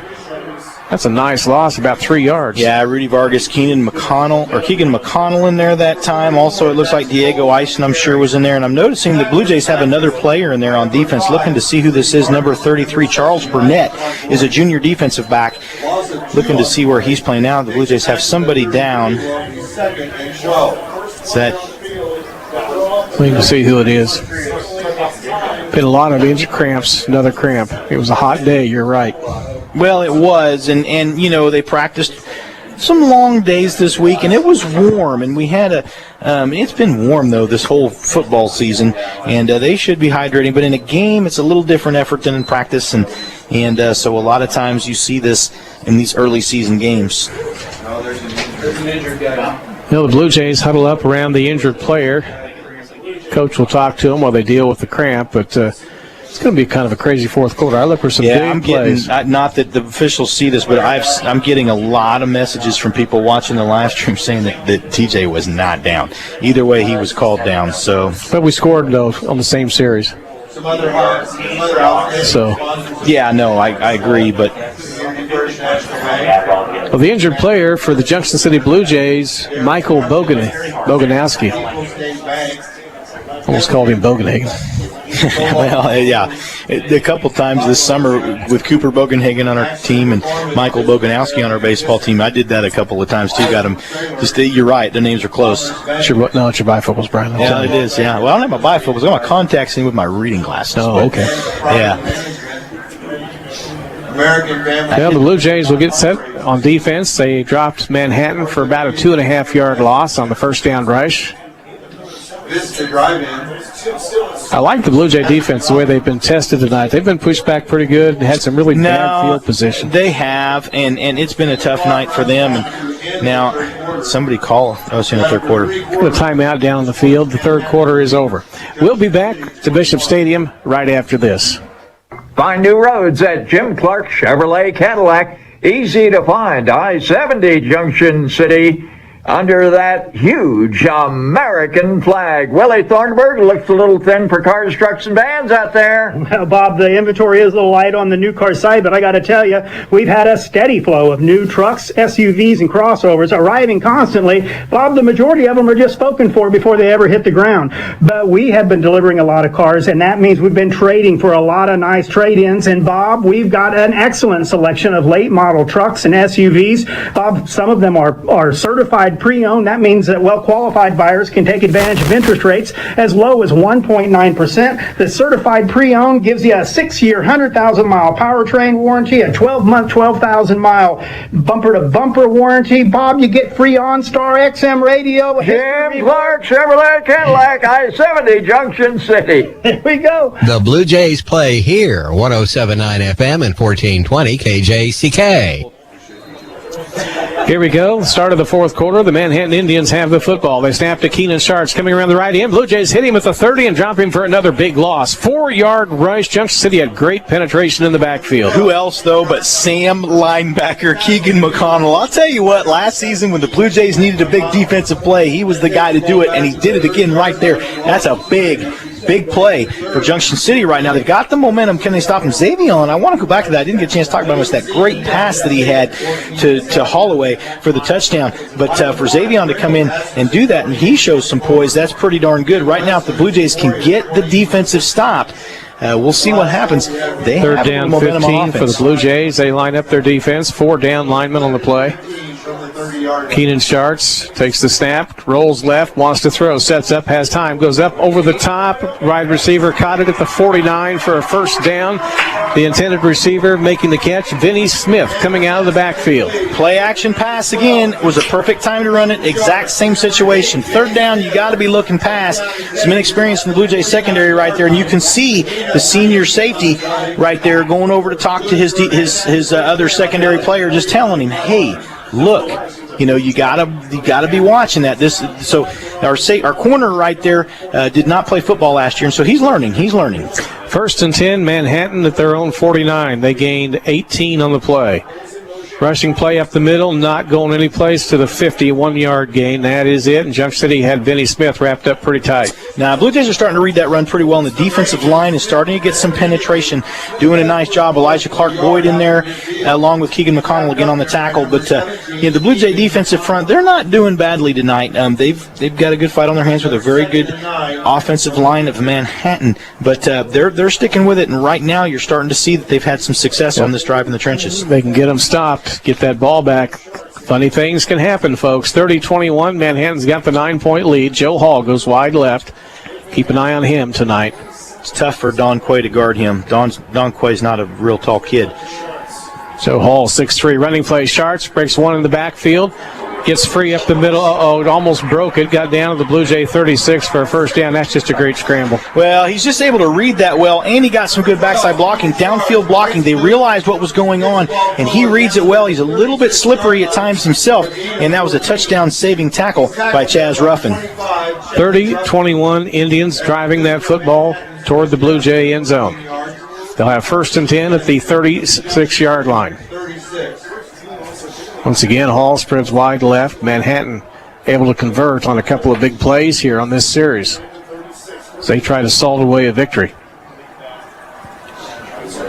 Long count this time. Sharks looks left and right. Now turns, gives to Smith, who dashes outside on the left end. Round the end, got a first down, penalty flag, and he goes out of bounds at the Blue Jay 23, but there's a flag. That was an obvious hold by the receiver. He was trying to block downfield, but he definitely held the Blue Jay defender right there. But it was well blocked by the left side of the Manhattan line. What that was that little counter. He has the option to bounce it outside. It's a little bit of a stretch play or a zone, however you want to call it, where he runs to the left and he has an opportunity to bounce it outside. He bounced it outside. Joe Hall was trying to make the block on the outside, and you could see it. He held right there in front of the officials, so a good call by the officials, and that's going to hurt Manhattan a little bit. But again, they still have some momentum on this drive, and what this is doing is taking more time off the clock, and so the Blue Jay defense needs to get a quick stop here or a turnover because time is ticking away. 9 minutes and 23 seconds left in the fourth quarter. After the penalty, the football marched back to the Blue Jay 37-yard line. It will be 1st and 11. Clock continuing to move now. One receiver wide right, one on the far side. Sharks up behind center this time, not working out of the shotgun set. Arcs the count, turns, they rush Vinny Smith. Dive play went nowhere, no gain, maybe a yard loss. But it runs valuable time off the clock. Now Manhattan just settling into an under center type situation, trying to run out some clock again, like you said. But then again, this Blue Jays secondary has to watch it, because I'm telling you, they're going to set up that bootleg pass or that play action right here. Blue Jays secondary better watch it, because they're running that ball up the middle, and they're willing to give up that, maybe some yardage right there and not get closer, because I think they're getting more confident in that passing game. All right, 2nd down, 11 coming up for the Indians. They officially lose 1 on the last play. They send in a play with Jacob Brown. He's a senior, 6'5", 200-pound receiver. Sharks again behind center.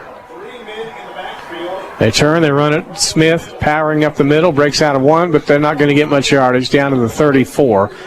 So gain of about 3, but now you get a big 3rd down play again. No, and the Blue Jay defense again, you've got number 41, Quavion Gilmore, got in there on the tackle that time. The Blue Jays did a better job. I'm sorry, that was Danny Gordon, number 41. But also I want to mention Terrence Tedder getting in there. How about that? He the old basketball player. He is, and did not play football last year, but is learning on the fly here, playing corner, and he got in on that tackle, doing a nice job right there. I think he's a little fired up after he let that last play get by him. But right now, the Blue Jays need to watch this 3rd down, watch that play action or bootleg pass. These secondary players have got to stay with these guys. 3rd down, 9 coming up for the Indians. They hand off to Smith, running out of the backfield toward the left end, trying to meet him. Oh, he turned it upfield, got the 1st down. That was well blocked again. And he rolled out of bounds. Another flag. Yep. Another holding on the far side. He got it inside the 25 to the 22, and we get another flag. You could see it. That was a hold again. That's twice now. What Manhattan's doing is they're trying to block. They're getting their arms outside of the defenders. You can see it from clear up here. Anytime your arms are outside the shoulders, you're going to get called for holding, and that's twice now. It looked like a great block, but again, that's what they're going to call. Yep. And you can tell it's right on. Joe Sharp's not saying a word to the officials. He's just calling the next play. Well, when you're doing it right there in front of the line judge. All right, now they're going to back the ball up out behind the 40 to the 41-yard line. It'll be 3rd down. They have to go to the 26 for a 1st down. And I don't want to knock those Manhattan receivers, because that is very good blocking. They've just gotten caught holding, but that is good aggressive blocking on the outside, and it's worked very, very well. You got to love the effort by those Manhattan receivers in their blocking, because good wide receiver blocking is huge when you're a running team. 3rd down, 15, Twins right, 2 receivers for the Indians, 1 in motion, Bowles to the near side, Sharks to throw, pumps once over the top, and it's picked off by Junction City. They're going to come back up the field. Oh, that's a late hit. And out of bounds at the 48-yard line of the Blue Jays. No late hit. Junction City will take over 1st down. He was well out of bounds when they brought him down.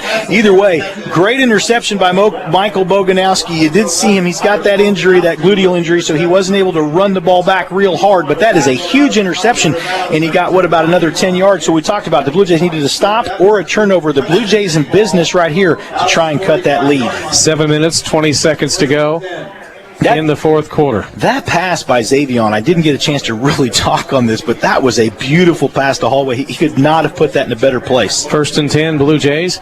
Reverse going the other way to T.J. Jones around the right end, cuts it upfield and dashes out of bounds at the 46-yard line of the Indians. They gain 8 on 1st down, and they stop the clock after the rush. No, that was a smart play right there by T.J. to know, they put him out of bounds way before we thought 47. Yeah. 1 yard difference. Now Junction City will set up 2nd down and 3. One receiver comes wide left, Josiah Delva. This is where you want to use your speed right now. Here we go. Snap back to the quarterback.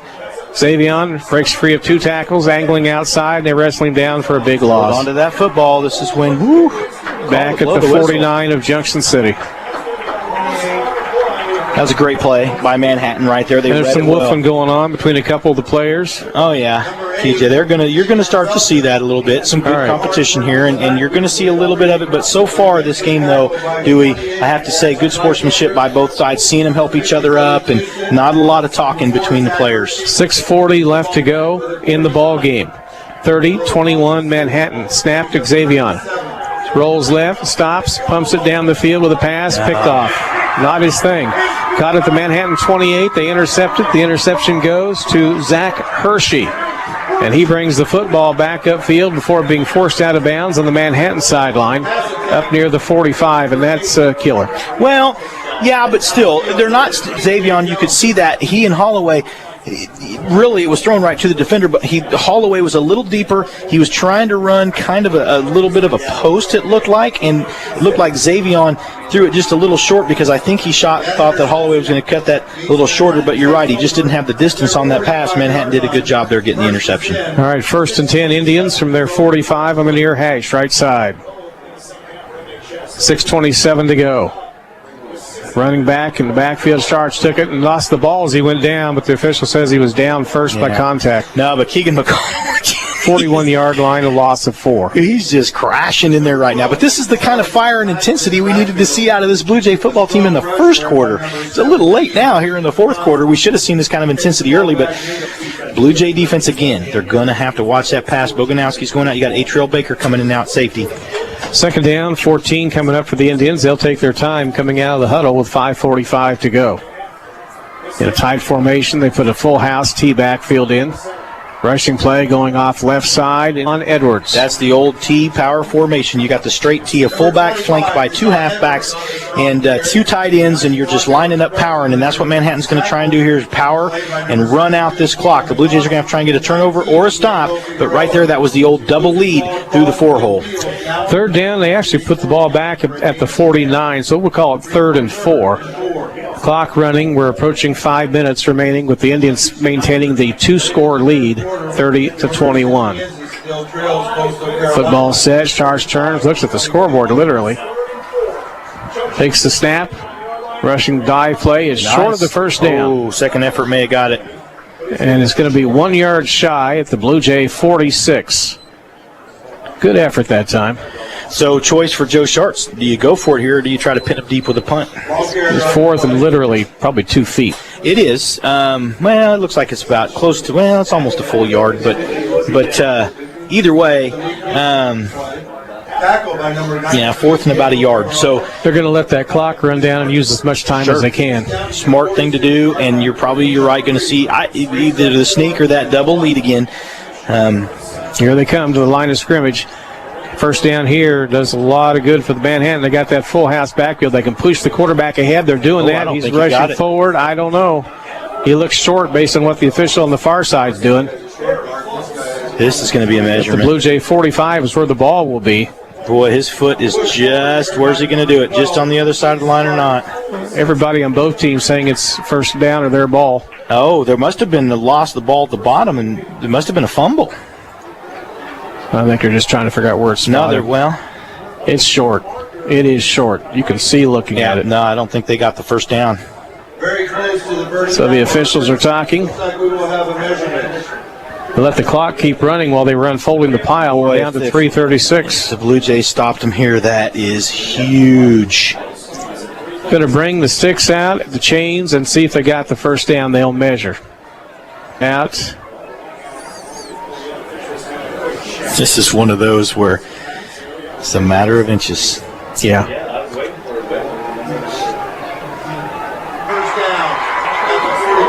Manhattan thinks they got it. Well, the officials said they did, apparently. You can see it didn't hit to the 45-yard line. No, so the chain must have been off. We thought our angle's off just a little bit, so we might have thought they didn't get it. And so that boy, it looks to me like the ball's been placed ahead 6 inches from where the play stopped. Yeah, well, sometimes that can happen. And, again, the Blue Jays still, though, that's huge for them to even make that a close play right there. When you have a yard to go and you've got a team that's lined up in a robust or a straight T formation and they're trying to just either run a double lead or a dive or even some kind of power play, or they're trying to get their quarterback together. And the coach is yelling here behind us. But they, when they ran the sneak right there, it's just for the Blue Jays to stop that and make it as close as it was. It's huge.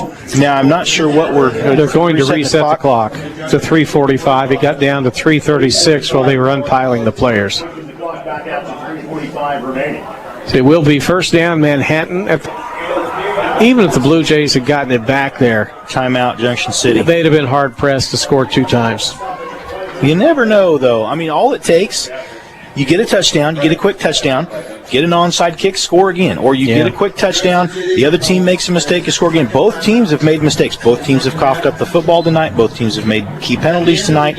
Let's just say that right here the Blue Jays hold them and Manhattan has to punt and they block it again. I mean, there's a lot of things that could happen in this football game. It is far from over. A lot of things happen. We've seen Manhattan football games come down to the last 3 seconds of the game. We've seen the games against Manhattan come down to overtime. A lot of that. I can remember some games where it came down to the final 30 seconds. We need to take a 30-second timeout. We'll do it right here. Let's break for 30. Homefront Real Estate Group is your local real estate expert. Our partners have over 60 years of experience combined to ensure a fresh perspective on the ever-changing market, and we are here to serve this amazing community. Whether you catch us at a Blue Jay game or the grocery store, 5-223-6030. Homefront Real Estate. We have the key to unlock your happy. First down rush, Vinny Smith carrying the football from Manhattan, takes it down to the 40. The Blue Jays think they've got the football. They do. A fumble by Vinny Smith of Manhattan. Junction City gets that break you were talking about, Brian. See, that's all it takes right there is 3:28 to go. Junction City gets a quick score here. You never know what's going to happen. Well, the Blue Jays have got to execute in a hurry. They'll have 1st and 10 at their 40-yard line, needing 2 scores to win the ball game. Officials getting the football back and marking it down on the right hash nearest the Blue Jays side of the field. And got it. Here we go. They got 4 receivers out on the play, 3 wide left. Xavion wants to throw, spins right under heavy pressure. Going to have to tuck it and run, and he's going to be pushed out of bounds after a hard run into 2 Manhattan defenders to the 45. Great run. Yeah, 5-yard gain, too, and he caught the clock stop with 3:19 to go. Getting out of bounds, and that's huge to get, and that's why the Blue Jays are going to run some sideline plays, whether it be those bootleg passes right there where they have the RPO on, or whether they're going to just throw some outs, or they're just going to run some outside plays, but probably not going to see them run the ball up the middle here. So you'd think Manhattan would maybe put some more out. 7-yard gain, 1st and 10. Clock 3:13 to go. I really like seeing Xavion his first action at quarterback this year. He's very, very poised. He's making some good decisions and making some good runs. Just the 1 interception, yes, we know, but had a great touchdown pass here a little while ago, and so he's looking good at quarterback too. 1st and 10, Blue Jays. They snap to Felton, rolling right. I'm going to throw it up over the top, and he tried to have a receiver come down the sideline. He couldn't get it to him. That was well covered by Manhattan. The deep throwing game is not what Junction City does well right now. I don't know, though. How far was that touchdown pass to Xavion? One pass doesn't make a deep throwing game. They've had it for them. They've tried to go, and that's just not what they're... Tonight. But last week we had 2 deep touchdown passes, and so we can throw the ball deep. But we're going to have to work on that. Yeah. It's not good right now. Junction City sets the offense, 2nd down 10. Throws it again, picked off. Tried to throw it deep down the far side. Manhattan bringing it back up the field to the Blue Jay 44. Penalty flag on the tackle. That's going to be a late hit. Yeah. I can understand that, though. They're playing hard. By number 24, Greg DeLord. He runs the ball. Yeah, that's a tough play. Greg DeLort intercepted the pass. A linebacker on the far side, and he'll bring it back into Blue Jay territory. Just depends where they spot the ball after the penalty. Well, and the hard thing about that is the fact that, like you said, Xavion comes into the game. Ooh, penalty called on Manhattan. But it's going to be after still. It'll be after the interception, and so they'll still, I'm assuming it's after the interception, because, Manhattan's offense is going to stay on the field. So Penalty will move the ball back into Manhattan territory. Well, the ball's being taken way back upfield with 2:42 to play and put at the Manhattan 40-yard line. Create another turnover right here, and you still could be in a situation, though, Dewey, where you're not down. You are the most optimistic I've ever seen you. But you have to be, especially if you're the coaching staff over there right now. You got to keep your kids positive, and you got to know that this football game is not over. You're only down by 9. 2:42 to play, 30-21 Manhattan.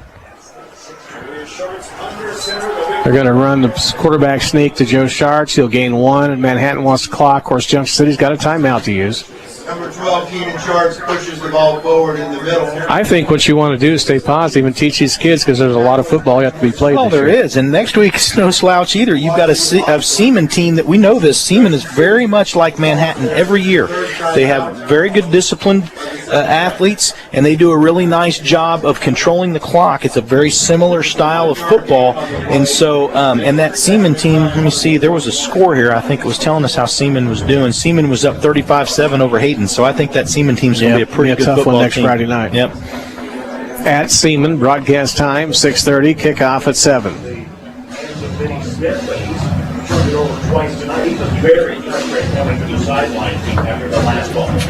So the Blue Jay coaches head toward the side of the field. If you would release your area and drop anything there into the trash as you leave, we would have the Manhattan fans to exit out. So the Junction City defense try to stand strong again.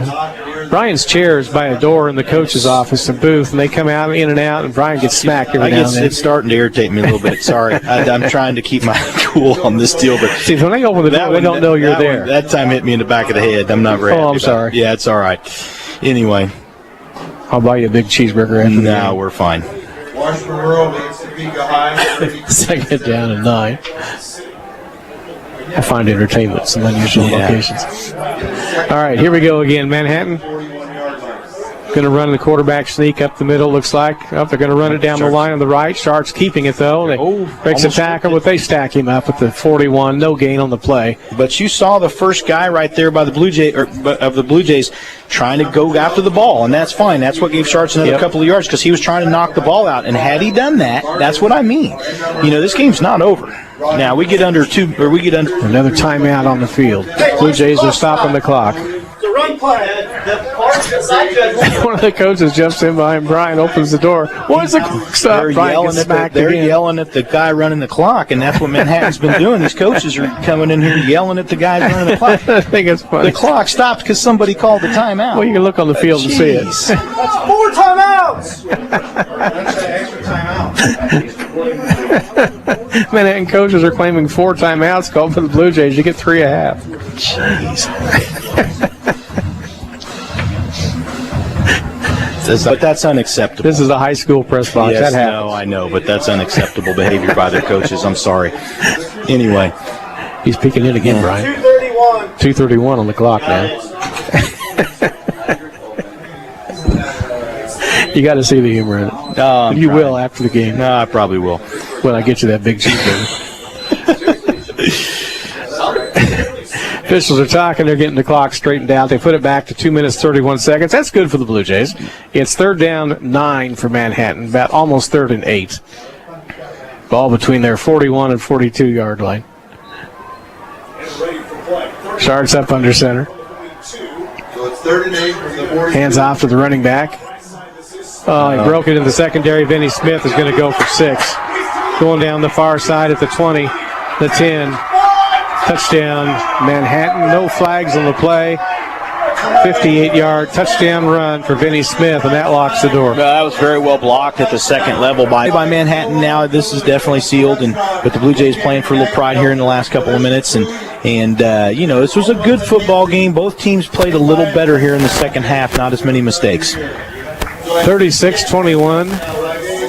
Manhattan leads. And they'll bring Grant Snowden on to kick the extra point.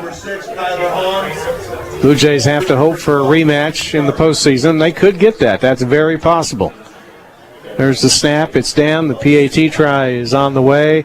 And it's good. We'll keep it here with 2:19 to go. And the big thing for Junction City is to regroup. They got a tough game next Friday. Yeah, they just about got a hand on it. They had some good penetration. Diego Eisen and Rudy Vargas were able to get through that time, but a good kick by Manhattan to get the extra point. And so, Dewey, listen, it's a lot of inexperience. We lost a lot of seniors in this Blue Jay football team. You've got a lot of guys that this is just their second varsity game. And let's be honest, they only played a half last week. They didn't get a full varsity game in. And that's why I was so frustrated, because it was unfortunate for these kids, because you could have had some kids get some more experience before they came into this game. A lot of these kids only played a half of football. And so a lot of these guys have played now 3 halves of football. And so there's going to be some learning, some things. If the Blue Jays would have come out with a little more fire at the beginning of the game like they had here in the fourth quarter, it probably would have been different. They wouldn't have given up those mistakes that Manhattan was able to they had the opportunity to capitalize on, and so that's really been the difference in this ballgame. In fact, if you look at it right now, 9 points. And if the Blue Jays would not have made those mistakes and given them the short field twice inside the 20 there in the first quarter, this would be a whole different ballgame right now. Grant Snowden will get the football from the official to kick off from the Indians' 40-yard line. The Blue Jays bring their deep men up to about the 15. I don't think a 16-point rally this late is going to happen, but I suppose you can hold out hope. 2 touchdowns, 2 two-point conversions. Snowden will kick it, angling in left to right on the kickoff. Boots it toward the near side intentionally. The Blue Jays make a catch at the 32. That's why 2 they Blue did Jays that. run into each other, and they end up losing a little bit on how the many kick. yards are they 32 is going blow to the be whistle? where the return is. The return man was Cody Sharp. He caught the ball well and tried to run to his right, and his teammate running left ran straight into him. Well, Cody's a kid with some fire in his belly, but that's why you do that. They short-kicked that because they did not want their deep backs to get the ball, because those are the guys that are usually your best runners. And so you kick it to a short guy right there. I don't mean a short in stature. I mean a guy, one of your up backs. You kick it to them, and the Blue Jays aren't used to blocking that. And that's what happened. Cody was trying to run one way. They were trying to block it the other, and they just ran into each other and couldn't get anywhere with the football. 1st and 10. Junction City brings the offense onto the field, led by quarterback Xavier Felton. Randall Banks will be in the backfield next to him. T.J. Jones in the slot right. 2 minutes, 12 seconds to go. Snap to Xavier, rolls right to throw, and a penalty flag. They can't get the play underway. Illegal procedure on Junction City. It'll be a 5-yard penalty. So back the football up to the 28-yard line. It'll be 1st and 15 for the Blue Jays. That puts them back at the 28-yard line. One of the things about playing Manhattan in the past, if you lost, why the season was almost over. It was like the 7th or 8th week. Now we've got a whole year to go. Oh, sure. You got plenty of time to get over this. Dumps up, runs right, gets up in it at the 30. Gain 2 on the rush. And we'll get 3rd down, 13 for the Blue Jays. He's cut down by number 28, Jackson Vikander. Junction City can't stop it. Cut down at the 30-yard line for a gain of 2. So the Blue Jays go again. 2nd down. I said 3rd down, it's 2nd down. Xavion's going to heave it downfield. No receivers down at the 43-yard line. He just kind of shot-putted it down the field, and it will now be 3rd down. They'll get better at that as the season goes on. It's just very early to have that kind of passing game in. And that's the issue. 1:41 to go in the 4th quarter. Tamarian Sellers standing wide right on the far side. Trips left. 3 receivers for Junction City. Xavier wanted to throw, rolls out to the right, over the middle, and the pass just about caught. In fact, it was a good pass. It was up around the 15. The receiver just couldn't make the catch. It was TJ up there, and now Junction City looking at 4th down, 13 with 1:36 to go.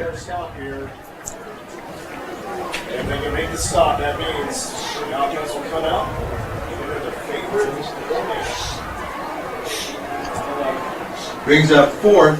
A long count here. Randall sending in the play call. The clock stopped, of course, on the incomplete pass.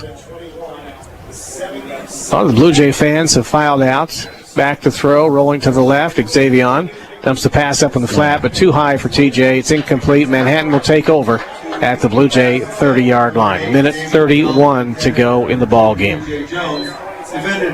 K-State football tomorrow, 4 o'clock is broadcast time. The Wildcats host Southern Illinois. 6 o'clock will be kickoff.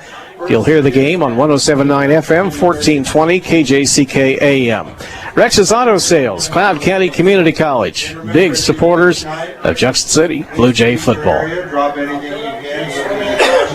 We really appreciate So the Blue Jay defense comes on one more time. They've had a long night.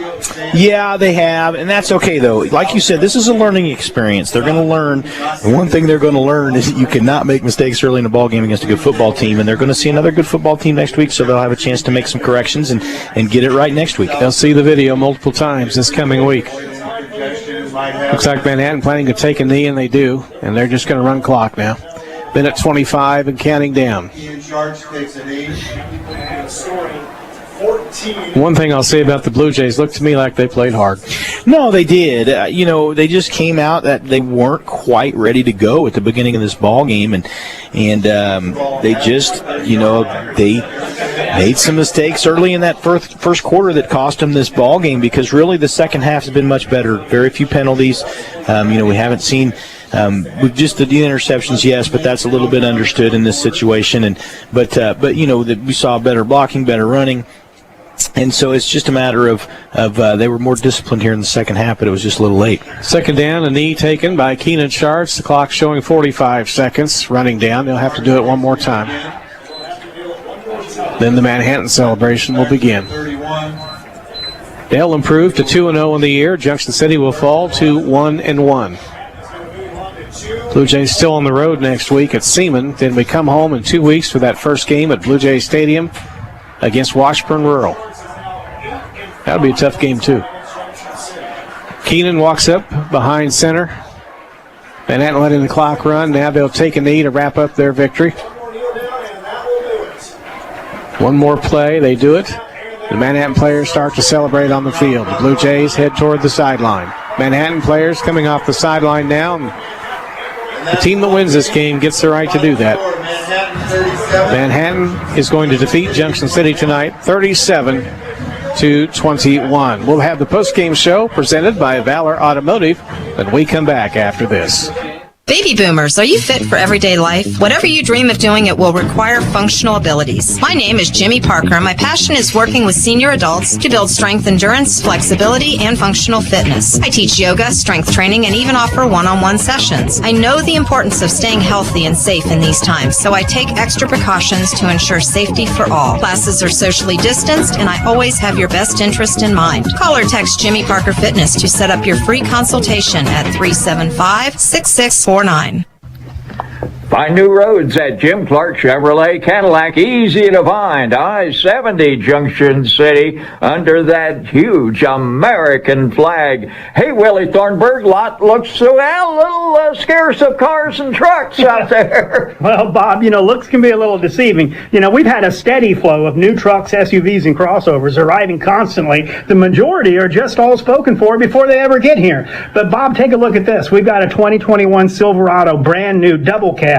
Bob, this truck's got climate control, locking rear differential, trailer brake controller. It's got the 110 outlets in the bed, collision alert, emergency braking, pedestrian braking. Bob, it's a nice truck. It's only $41,155. And Bob, if you want to reserve your truck, if you want to take advantage of year-end tax savings, if you want to know what we've got coming in so you can take advantage of this, come see us under that huge American flag. Jim Clark Chevrolet Cadillac, I-70 Junction City. The Baskin-Robbins flavor of the month for September is Inside Out Apple Pie. Like the pie, but better. Swirled apple and vanilla flavored ice creams with hearty chunks of apple and pie crust. It's sweetened with cinnamon brown sugar. It's a scrumptious ice cream. Other flavors returning are quarterback crunch and German chocolate cake. Cakes for take home are available in our dessert case daily. Find the one that fits your needs or pre-order with the 48-hour notice. Baskin-Robbins even has pre-packed quarts to take home. Available in 12 flavors. It's Baskin-Robbins, 1012 West 6th Street, Junction City. Well, we're starting the Valor Automotive post-game show. Until a couple years ago, we were doing the exchange of the trophy at midfield after these games, and that got to be a little bit too emotional for the teams, and we understood that. So now they don't do that anymore, but Manhattan will have the sportsmanship trophy for the next year. Even if the programs meet in postseason, the winner of this game keeps that trophy for 1 year. So it's kind of been going back and forth, Brian. Yeah, it has, and so now it's 5 and 8 in the last, since 2009. But anyway, that's okay. Manhattan did some really good things tonight. They made their mistakes too, but they were able to capitalize on the Blue Jays' mistakes. The one thing I want to say about this Blue Jay football team, though, we're watching them get better. We saw some really good things tonight. They blocked again well. We saw some good runs, not just to the outside, but some good runs up the middle by both of the quarterbacks. And, of course, when Xavion was in there at fullback, too, we saw some good receptions. The defense did a nice job tonight. That's a tough team to when you got your back against the wall. It's a few different times like that. It's hard to keep a team out of the end zone, and our defense was on the field for a long time. Manhattan wants to control the clock. They want to control the ball. And, that's what they want to do. They want to make sure that they have the time of possession in the football game and keep the other team's offense off the field. They did that tonight. The Blue Jays defense was out there an awful lot tonight.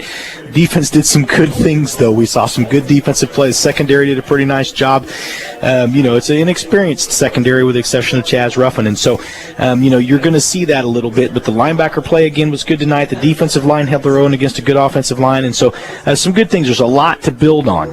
This wasn't a blowout football game. Manhattan scored late, so everybody's going to kind of watch this and think, oh, Manhattan won by a lot. But they really didn't. That score came late in the fourth quarter, and so the game was a lot closer than what it looked. But saw some good things tonight too. I want to say, a lot of different things to be positive about for these coaches. And yeah, you lost this game, and that's tough. Only the second game of the season, but you got a lot of season left, a long way to go, and a lot that you can do to improve, and that's the thing. Get better every game, and that's what the coaches are going to tell them. Come out Monday. Yeah, this is tough. This is going to hurt over the weekend, but come out Monday, get ready to go beat Seaman next week and get it all corrected. Blue Jays lose 37-21. It is time now for the Cardinal Insurance Player of the Game. Brian, it's your agency, your player. Yeah, so, there were several guys that did some really good things tonight. Michael Boganowski, it was good to see him out here. We weren't sure if he was going to play, got the interception. Some good runs by T.J. Jones. We saw Xavion Felton come in and throw a really nice touchdown pass. Early on, David Rowell, of course, ran the ball well. The offensive line, we don't really talk about the offensive line a lot. We really should talk more about it. Sometimes we do make sure we do that, but the offensive line looked pretty darn good tonight. Again, they've done some good things.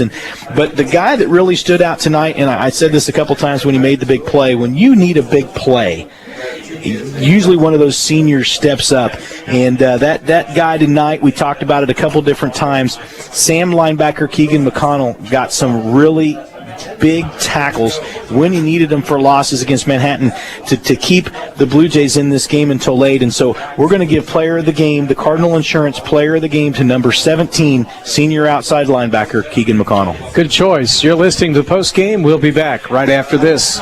Offices function better with office supplies. The pen you're writing with? Office Supply. The desk calendar your elbows on? Office Supply. The file folders on your desk and the sticky notes on them? Office Supplies. You get the idea. Now, where do you get supplies? Key Office Products in Salina and Junction City bring office supplies to you. Purchase online, then have Key Office deliver. Small and bulk orders, office furniture, and copiers. Shop local. Shop Key Office at keyofficeproducts.com. Hi, this is Dustin Zeck, owner of the all-new Valor Ford Lincoln in Junction City. At Valor Ford Lincoln, you will find a car buying experience unlike anywhere else. Our non-commissioned sales team is ready to help you find the right vehicle that fits your needs and your budget. Our team makes the process easy, enjoyable, and transparent because your time is valuable, and buying a car from a company you can trust is important.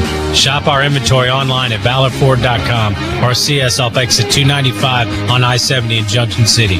Driven by integrity, we are Valor Automotive. Junction City's own KJCK AM/FM is giving you a chance to win a $2,000 shopping spree as we put the wraps on the summer of small business. Just go to jcpost.com, register each week to enter, then head to any of our Summer of Small Business sponsors for more chances to enter and qualify.